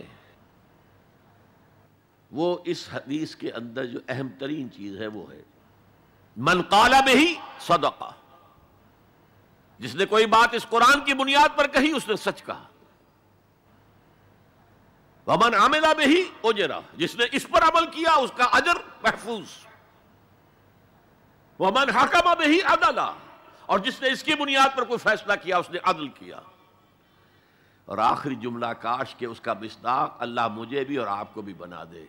وَمَن دَعَا إِلَيْهِ هُدِيَ إِلَىٰ صِرَاطٍ مُسْتَقِيمٍ، جو اس قرآن کی طرف لوگوں کو بلائے گا، کسی اور کو ہدایت ہو نہ ہو، اس کی ہدایت ہو گئی. یہ حدیث ترمذی اور دارمی کی ہے، لیکن اسی حدیث کا ایک ورشن وہ ہے جو طبرانی کی معجم کبیر میں آیا ہے، اور اس میں یہ یوں آئی ہے حضرت جبرائیل نے حضور سے کہا یا محمد صلی اللہ علیہ وسلم امتک بعدک، آپ کے بعد آپ کی امت کا کیا حال ہوگا، کون سہارا ہوگا؟ حضور نے فرمایا مل مخرج منہا یا جبرائیل، اے جبرائیل تم ہی بتاؤ اس مسئلے کا حل کیا ہے، نکلنے کا راستہ کون سا ہے؟ تب حضرت جبرائیل نے یہ ساری حدیث پڑھی. گویا کہ اس کے راوی اول حضرت جبرائیل ہیں، راوی ثانی حضور ہیں، راوی ثالث حضرت علی ہیں رضی اللہ تعالی. بہرحال میں نے 5 مقامات قرآن کے آپ کے سامنے، ویسے قرآن مجید میں بے شمار جگہوں پر قرآن کی عظمت ہے، لیکن ایک تقریر میں، ایک خطاب میں تو ظاہر ہے ایک اچھی ترتیب سے میں نے کچھ باتیں آپ کے سامنے رکھ دی. اب آئیے جو میں نے کہا تھا کہ دی موسٹ ریلیونٹ آج کے دور میں قرآن کی عظمت کیا ہے. پہلے یہ نوٹ کیجئے حضور صلی اللہ علیہ وسلم کا اصل معجزہ قرآن ہے. کیا حضور صلی اللہ علیہ وسلم کو ید بیضا دیا گیا؟ کیا لاٹھی دی گئی جو سانپ بن جاتی تھی؟ کیا حضرت عیسیٰ کی طرح احیاء موتیٰ کا معجزہ دیا گیا؟ کیا حضرت عیسیٰ کی طرح خلق حیات کا معجزہ دیا گیا کہ گارے سے پرندہ بنایا، پھونک ماری اڑتا ہوا پرندہ ہو گیا؟ یہ سارے معجزے حسی معجزے ہیں، حسی، جنہیں آنکھوں سے دیکھا جا سکتا ہے. جیسے حضرت صالح کی قوم کو ان کے مطالبے پر معجزہ دکھا دیا گیا، چٹان میں سے گابھن اونٹنی برآمد ہو گئی، ناقۃ اللہ، اللہ کی اونٹنی، آنکھوں نے دیکھا، آنکھوں کے سامنے ہوا. اس نوع کا صرف ایک معجزہ آتا ہے روایات میں حضور کا، اور وہ شق قمر ہے. لیکن معجزہ اصل کسی رسول کا وہ ہوتا ہے کہ جس پر وہ چیلنج کرے کہ آؤ مقابلہ کر لو، جیسے حضرت موسیٰ علیہ السلام نے جادوگروں سے مقابلہ کیا. حضور کو اس نوعیت کا معجزہ نہیں دیا، مانوی معجزہ دیا گیا. یہ دور اب کون سا تھا جبکہ انسانی فہم، انسانی سوچ، لیول آف کانشسنس یہ اونچا آ گیا تھا، وہ بچپنا دور ختم ہو گیا، بچپن میں کھلونے دے دیے جاتے ہیں، وہ حصی معجزات، اور پھر ان پر بھی کوئی ایمان نہیں لایا۔ کیا قوم صالح ایمان لائی اونٹنی کے معجزے پر؟ کیا آل فرعون ایمان لائے؟ 9 معجزے دکھائے ہیں حضرت موسیٰ علیہ السلام نے، یہ 2 تو پہلے تھے، 7 اور ہیں، کوئی ایمان نہیں لایا۔ آل فرعون میں سے کوئی ایمان نہیں لایا۔ حضور کا معجزہ قرآن ہے، اور چیلنج کیا ہے، اگر تم سمجھتے ہو یہ اللہ کا کلام نہیں، تم بھی ایسی کتاب بنا لاؤ، آؤ۔ پھر برسبیل تنزل کہا کتاب پوری نہیں بنا سکتے، 10 صورتیں بنا لاؤ۔ سورہ ہود میں اس کو بھی قبول نہیں کیا، چیلنج کسی نے قبول نہیں کیا۔ اتنی شرافت ان میں تھی، وہ قوم بہت بری تھی، لیکن ان کے اندر 2 وصف بہت اہم تھے۔ ایک تو یہ زبان دے دی ہے اب پیچھے نہیں ہٹنا، یہ وصف ان میں تھا۔ خود بھوکے رہ کر مہمان کو کھلانا ہے، یہ وصف ان میں تھا۔ اور یہ وصف بھی کہ کوئی جھوٹ موٹ کو کہتا لو جی میں نے بھی بنا دی ہے سورت، آؤ کر لو مقابلہ، کسی نے نہیں کی۔ اور برسبیل تنزل یہاں تک گئے، اچھا ایک سورت بنا لاؤ، اور ایک سورت تو سورت العصر کے مانند بھی ہو سکتی ہے، 3 آیتوں کی، سورہ کوثر کے مانند ہو سکتی ہے، 3 آیتوں پر مشتمل، سورت النصر ہو سکتی ہے 3 آیتوں پر مشتمل۔ وَإِن كُنتُمْ فِي رَيْبٍ مِّمَّا نَزَّلْنَا عَلَىٰ عَبْدِنَا فَأْتُوا بِسُورَةٍ مِّن مِّثْلِهِ، اس جیسی کوئی ایک سورت بنا کر لے آؤ۔ فَإِن لَّمْ تَفْعَلُوا وَلَن تَفْعَلُوا، ذرا غور کیجئے، جو چیلنج ہے، اور اگر تم ایسا نہیں کر سکو اور ہرگز نہیں کر سکو گے، فَاتَّقُوا النَّارَ الَّتِي وَقُودُهَا النَّاسُ وَالْحِجَارَةُ، تو ڈرو اس آگ سے جس کا ایندھن بنیں گے انسان اور پتھر۔ یہ معجزہ کس اعتبار سے ہے قرآن؟ اولاً یہ معجزہ فصاحت اور بلاغت کے اعتبار سے تھا، اس میں عذوبت ہے، مٹھاس۔ حضرت لبید رضی اللہ تعالی عنہ سبع معلقہ کے آخری شاعر تھے۔ وہاں رواج کیا تھا، ہر سال بڑے میلے لگتے تھے اور ان کے اندر مشاعرے ہوتے تھے، اور شعراء اپنے اپنے قصائد پیش کرتے تھے۔ جس کا قصیدہ سب سے اعلیٰ شمار ہوتا تھا، تمام شعراء اس کو سجدہ کرتے تھے، اور نمبر 2 ان کا قصیدہ بیت اللہ کے ساتھ لٹکا دیا جاتا تھا۔ ہی از دی پوئٹ آف دی ایئر، یہ ہمارا اس سال کا شاعر یہ ہے۔ وہی 7 معلقات جو لٹکا دیے گئے تھے، انہی پر کتاب ہے سبع معلقہ۔ حضرت لبید آخری آدمی ہے، لیکن جب ایمان لے آئے شعر کہنے چھوڑ دیے۔ حضرت عمر نے فرمایا لبید اب آپ شعر نہیں کہتے، جواب کیا تھا، اب بعد القرآن، کیا قرآن کے بعد بھی کسی کے لیے یہ موقع ہے کہ وہ کچھ کہے؟ سبع معلقہ کا شاعر جس کو تمام شعراء سجدہ کر چکے، اب قرآن کے ہوتے ہوئے قرآن کے بعد کوئی کچھ کہے، اس کی مت ماری گئی۔ پہلی تو یہ بات، لیکن یہ جو معجزہ ہے قرآن کا، اس کا صحیح شعور ہم نہیں کر سکتے۔ یہ تو جس کی مادری زبان ہے وہی سمجھ سکتے تھے کہ اس کے اندر کیا فصاحت ہے، کیا بلاغت ہے، کیا عذوبت ہے، کیا مٹھاس ہے، کیسا ملکوتی غنا ہے، اس میں موسیقی ہے، اللہ کی موسیقی، ملکوتی غنا۔ اس کا اندازہ وہی کر سکتے تھے، ہم نہیں کر سکتے۔ لیکن ہمارے نزدیک جو بات پہلے میں نے کہی تھی، آج کے دور میں یہ سب سے بڑا معجزہ ہے جو انسان کو نظام عدل دیتا ہے۔ میں بتا چکا ہوں 300 برس سے انسان ٹھوکریں کھا رہا ہے، مشرق سے مغرب، مغرب سے مشرق، پھر مشرق سے مغرب۔ حضور نے ایک دفعہ زمین پر نقشہ کھینچا سواء السبیل کا، تنکا لے کر ایک سیدھا خط کھینچا، اور ایک خط وہ ہے جو اس کو کاٹ رہا ہے۔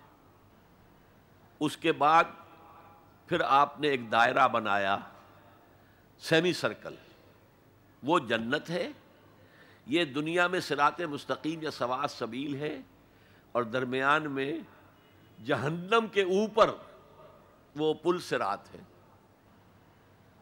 قرآن کے راستے پر چلو گے، اس لیے کہ وہ پل صراط جہنم کے اوپر ہے۔ وَإِن مِّنكُمْ إِلَّا وَارِدُهَا كَانَ عَلَىٰ رَبِّكَ حَتْمًا مَّقْضِيًّا، وہ اس پل صراط سے ہو کر جنت میں پہنچ جائے گا۔ اور انسانی عقل کے نتیجے میں سوچو گے تو وہ لیفٹ سے شروع ہو کر اس خط کو کاٹتا ہوا وہ رائٹ کی انتہا کو پہنچ جائے گا۔ معلوم ہو ہم تو آسمان سے گرے اور کھجور میں اٹک گئے، پھر واپس آئے گا، چونکہ اللہ کی کتاب کو رہنما نہیں بنایا، پھر اس خط مستقیم کو کاٹتا ہوا اب وہ پھر لیفٹ کو پہنچ جائے گا۔ اس طرح آپ نے لکیریں کھینچی، یہ ٹیڑھے راستے ادھر سے ادھر، ادھر سے ادھر، ادھر سے ادھر ہو کر یہ جہنم میں جاتے ہیں سارے کے سارے۔ دنیا میں نظام عدل اجتماعی اور آخرت میں جنت تک رسائی، یہ صرف اس سواء السبیل، اس صراط مستقیم سے ہے جو قرآن جس کی نشاندہی کر رہا ہے۔ اب میری آخری بات، آج کی دنیا میں قرآن کا سب سے بڑا معجزہ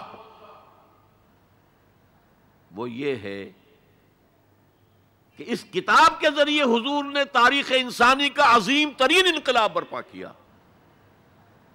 اسی کتاب کے ذریعے کیا نا، اتر کر حرا سے سوئے قوم آیا اور نسخہ کیمیا ساتھ لایا۔ اس سے ذہن بدلے، عقائد بدلے، سوچ بدلی، کردار بدلے، اخلاق بدلے، پھر انہیں طاقت بنا کر اور کوڑا بنا کر باطل نظام پر دے مارا اور نظام حق کو قائم کر کے دکھا دیا۔ اور یہ سارا عمل قرآن کے گرد گھومتا ہے۔ دعوت دو قرآن کے ذریعے سے۔ میں نے آج جمعے میں ایک مثال دی تھی کہ 5ویں جماعت سے سائنس کا مضمون شروع ہوا تو پہلا تجربہ جو ہم سے کرایا گیا وہ یہ تھا کہ لکڑی کا برادہ، جہاں لکڑی چیری جاتی ہے تو نیچے برادہ جمع ہو جاتا ہے، اور لوہ چون یعنی آئرن فائلنگز، ان کو گڑبڑ کر دیا، کہا انہیں علیحدہ کرو۔ کیا ایک ایک چنیں گے؟ اور پھر راستہ بتایا کیسے کرو۔ میگنیٹ ہاتھ میں لے لو، اسے پھراؤ، لوہا اس کے ساتھ چمٹ جائے گا، برادہ رہ جائے گا۔ اس معنی میں قرآن وہ میگنیٹ ہے جو سلیم الفطرت انسانوں کو کھینچ لیتا ہے۔ کوئی معاشرہ سلیم الفطرت انسانوں سے خالی نہیں ہوتا۔ حضور پر ایمان لانے سے پہلے بھی ابو بکر نہ کبھی شرک کیا، نہ کبھی زنا کیا۔ حضور کی بعثت سے پہلے حضرت عمر کے بہنوئی کے والد سعید ابن زید کے والد زید ابن عمرو ابن نفیل، انہوں نے بھی کبھی شرک نہیں کیا، کبھی کوئی غلط حرکت نہیں کی، اور کعبے کے پردے کو پکڑ پکڑ کر کہتے تھے اے اللہ میں صرف تیری بندگی کرنا چاہتا ہوں، میں کیسے کروں مجھے معلوم نہیں ہے۔ حضور کی بعثت سے پہلے ان کا انتقال ہو گیا، لیکن باپ کی کیفیت یہ تھی جس سے کہ سعید ابن زید ایمان لائے ہیں اور وہ عشرہ مبشرہ میں شامل ہوئے ہیں، اور ان کی زوجہ فاطمہ بنت خطاب کے ذریعے سے عمر کو ایمان ملا ہے۔ تو یہ سلیم الفطرت لوگوں کو کھینچنے کا ذریعہ ہے۔ پھراؤ اسے، عام کرو، عام کرو، درس قرآن عام کرو، عام کرو، عام کرو، یہ سلیم الفطرت لوگوں کو کھینچ لے گا۔ پھر ان کا تزکیہ کرو، تزکیہ بھی قرآن سے ہوگا۔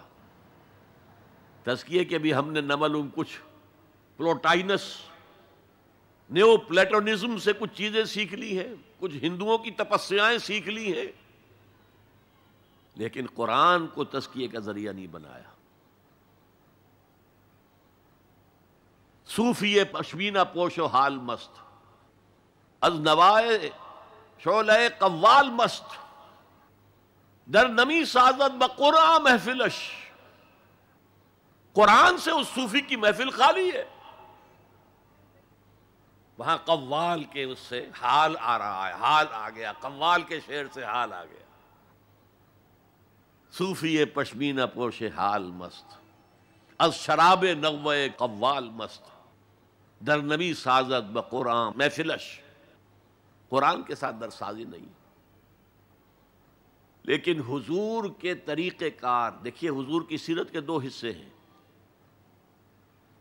ایک حصہ ہمیں بہت معلوم ہے، غزوہ بدر، غزوہ احد. اولین کتابیں بھی جو لکھی گئی سیرت میں وہ مغازی تھیں، چونکہ یہ لوگوں کے نزدیک اہم چیزیں تھیں، اہم واقعات تھے، مغازی، غزوات.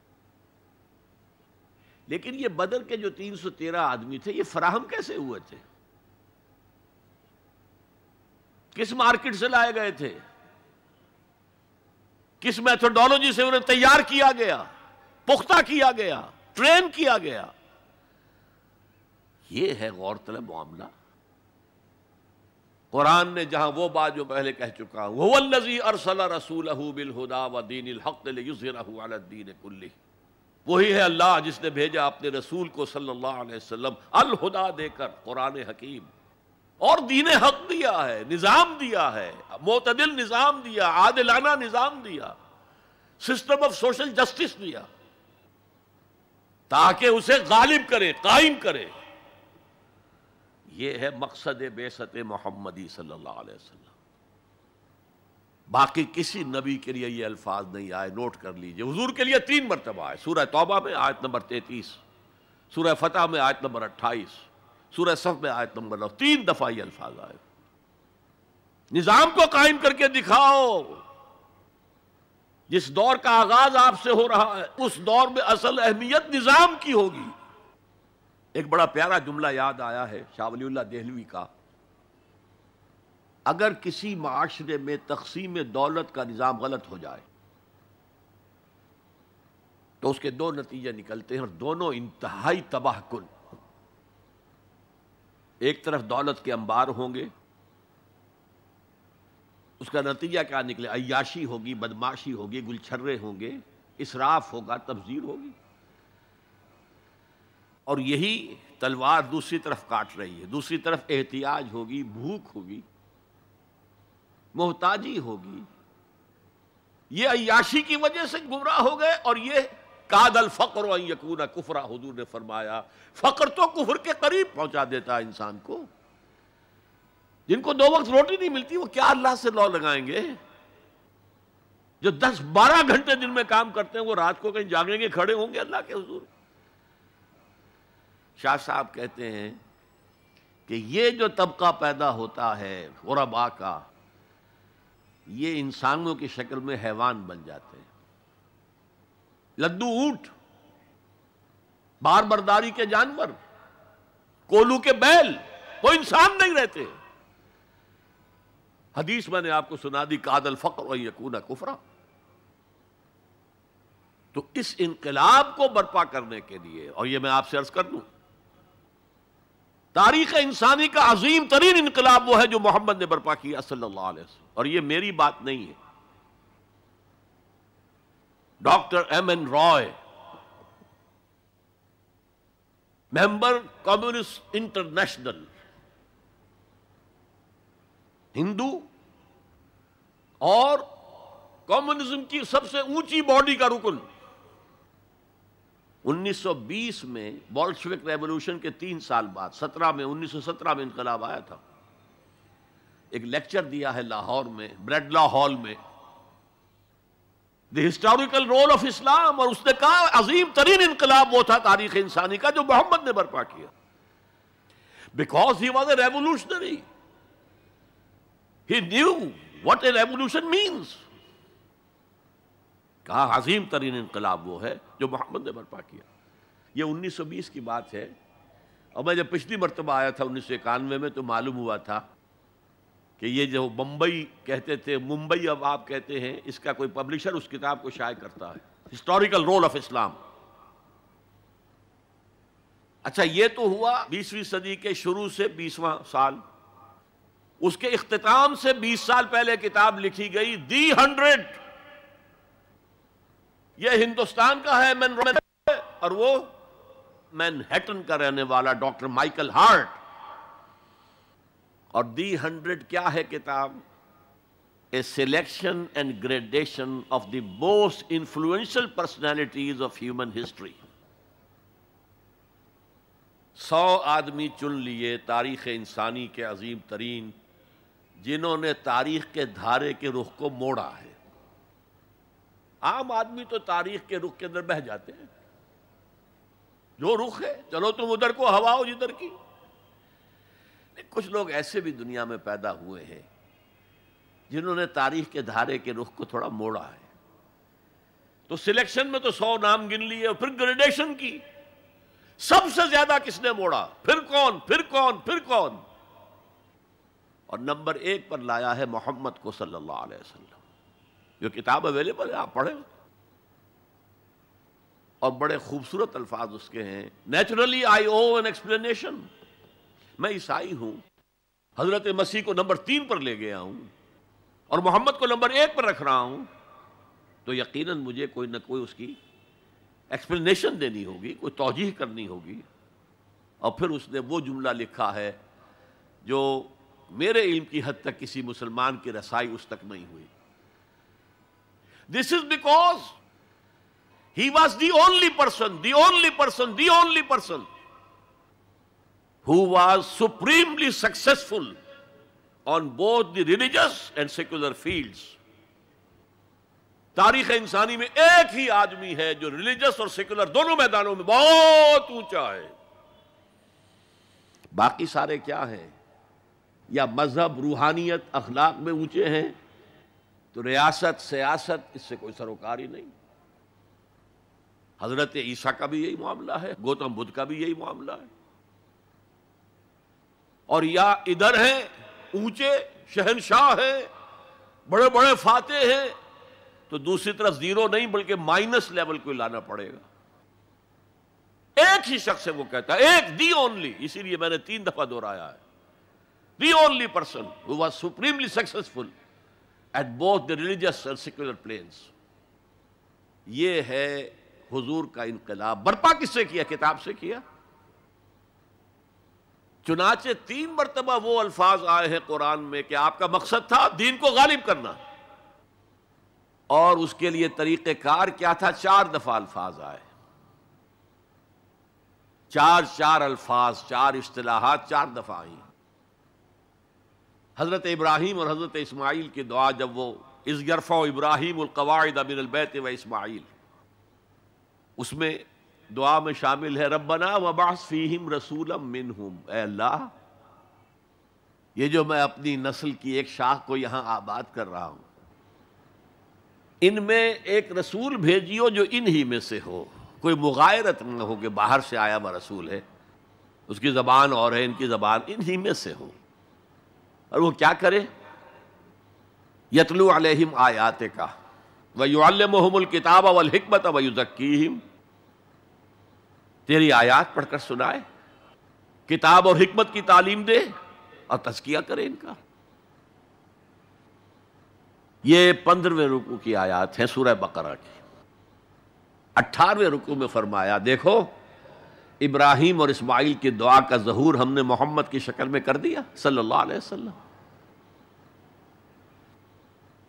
ہم نے بھیج دیا ہے، کما ارسلنا فیکم رسولا منکم یتلو علیکم آیاتنا ویزکیکم ویعلمکم الکتاب والحکمہ، وہی 4 الفاظ۔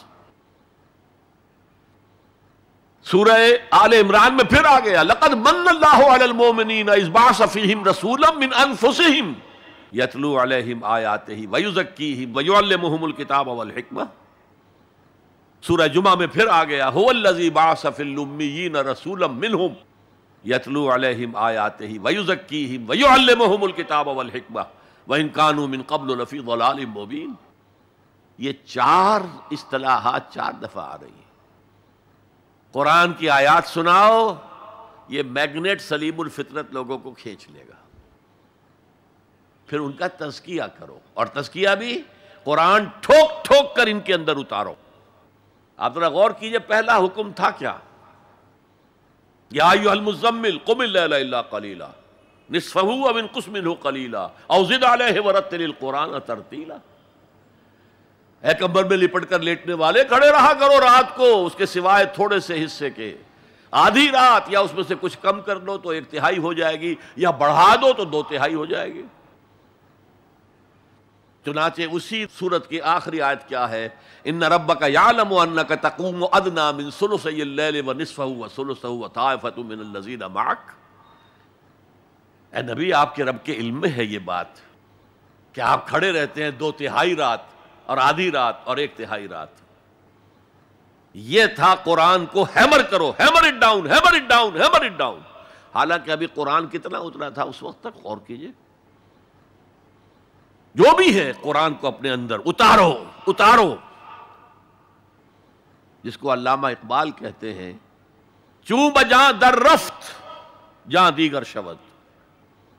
جب یہ کسی انسان کے باطن میں سرایت کر جاتا ہے قرآن، دل میں اور ذہن میں، یہی تو باطن ہے نا ہمارا، اس کے اندر ایک انقلاب آ جاتا ہے۔ He is a change person altogether, نیا آدمی ہے یہ، اس کے خیالات نئے ہیں، اس کے عقائد نئے ہیں، اس کے نظریات نئے ہیں۔ پہلے عزیز ترین شے زندگی تھی، اب اس سے کہیں عزیز تر ہے اللہ کی راہ میں جان دے دینا۔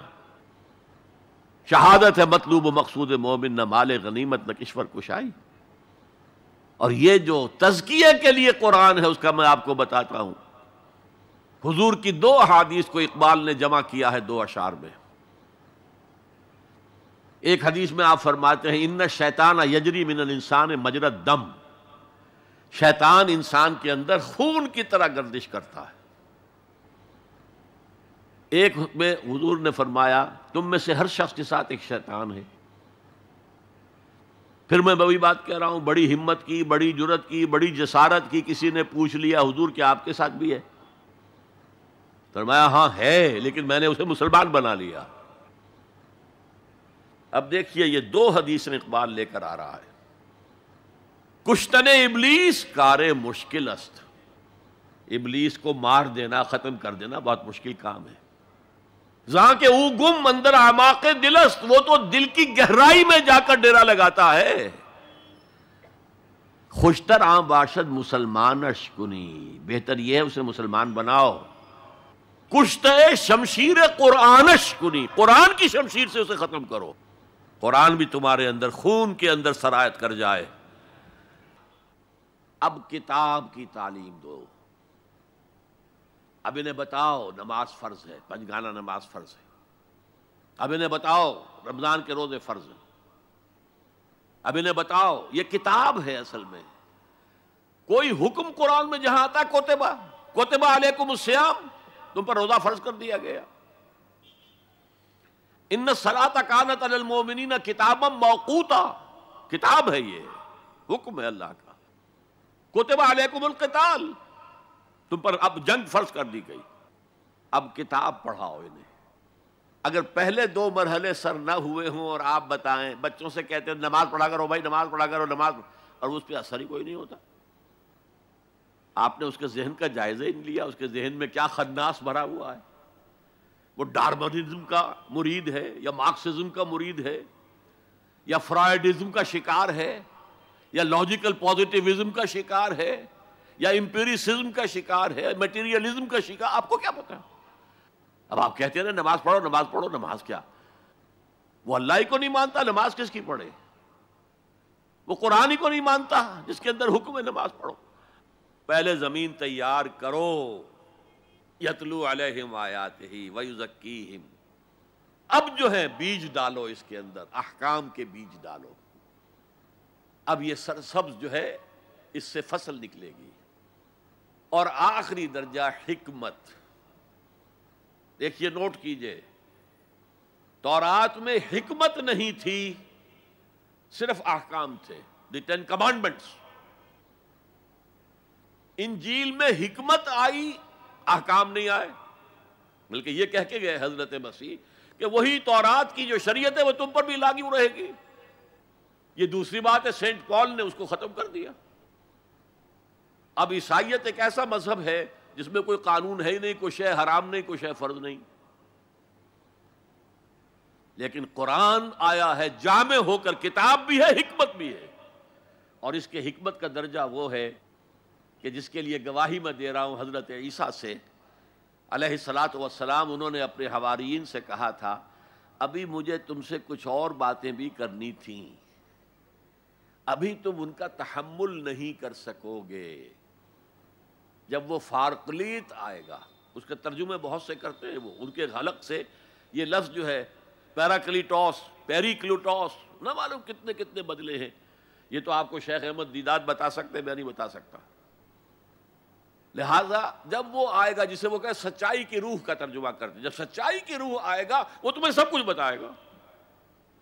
وہ حکمت کاملہ ہے جو قرآن میں ہے، اور یہ حضور کی تعلیم اور تربیت کا بلند ترین مقام ہے. یتلو علیہم آیاتہ ویزکیہم ویعلمہم الکتاب والحکمہ. اس پروسیس سے حضور نے آدمیوں کو تیار کیا ہے، اور یہ سارا عمل قرآن کے گرد گھوم رہا ہے. یتلو علیہم آیاتی تو قرآن ہے ہی، تزکیے کے لیے سب سے بڑا ذریعہ قرآن ہے. کتاب یعنی احکام سارے قرآن میں ہے، اور قرآن ہی میں حکمت بھی ہے.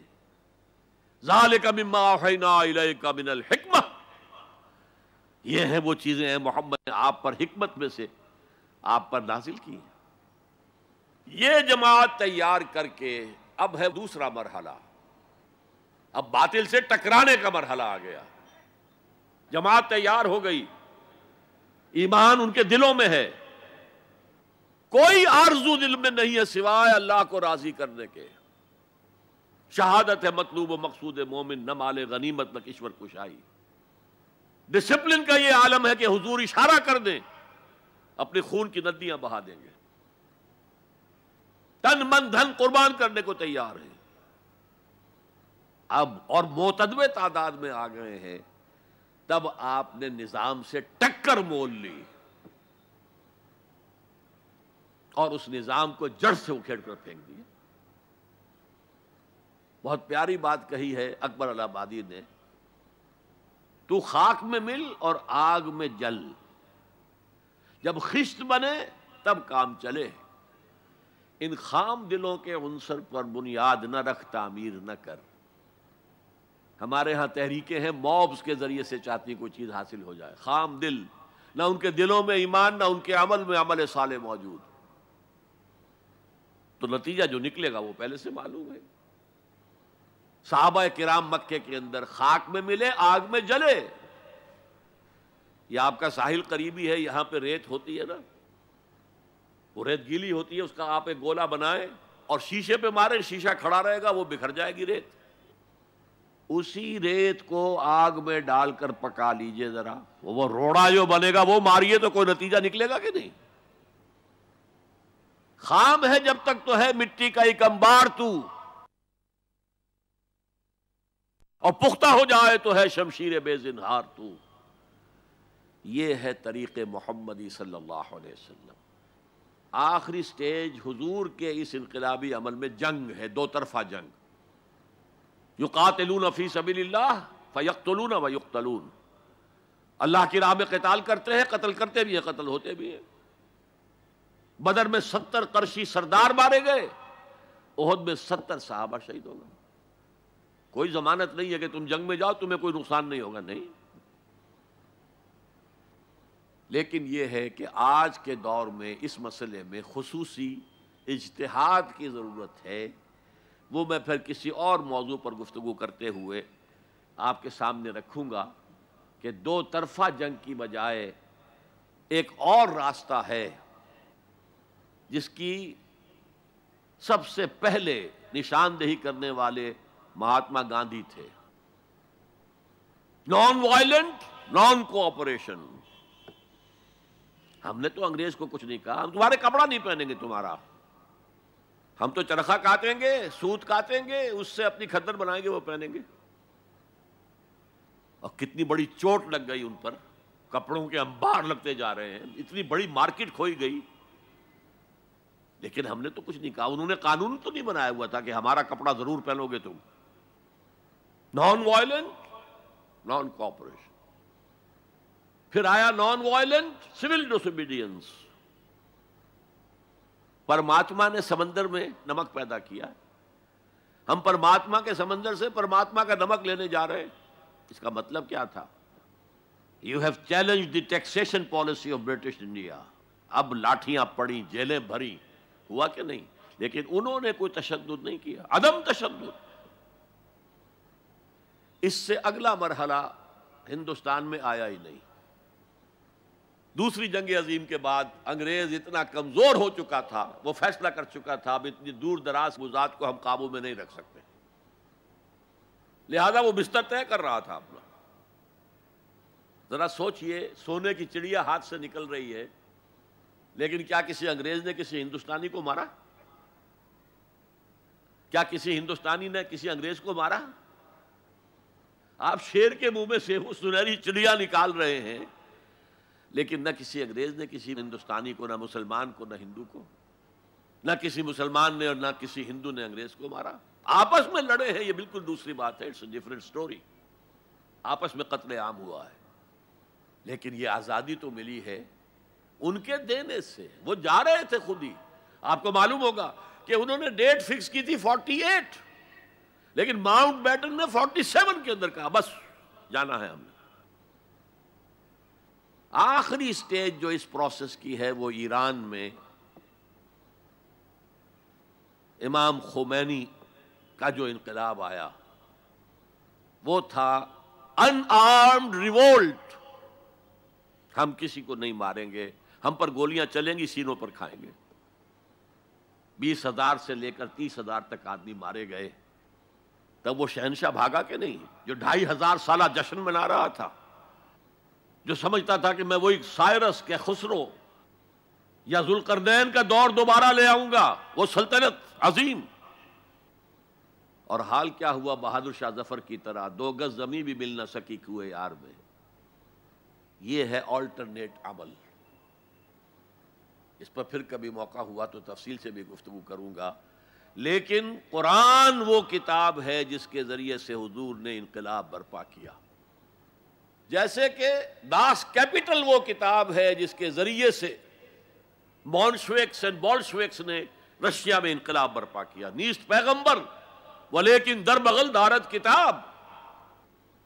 وہ مارکس جو ہے پیغمبر تو نہیں ہے، لیکن اپنی بغل میں کتاب لے کے آیا ہے۔ اور وہ داس کیپٹل کس قدر مؤثر تھی، اس نے کس طرح لوگوں کو پوزیس کیا ہے اور کس طریقے سے لوگوں کو تیار کیا ہے کہ زار کی فوجوں کے سامنے کھڑے ہوئے ہیں اور گولیاں کھا رہے ہیں سینہ کھول کر۔ وہ ایک کتاب تھی، وہ بھی کتاب تھی۔ انقلاب روس داس کیپٹل کا نتیجہ ہے، اور انقلاب محمدی صلی اللہ علیہ وسلم قرآن مجید کا ذریعہ ہے۔ یہ ہے اس دور میں نے بتایا کہ سب سے بڑی ضرورت نظام عدل اجتماعی، اور اس کو قائم کرنے کا سب سے بڑا ذریعہ قرآن حکیم۔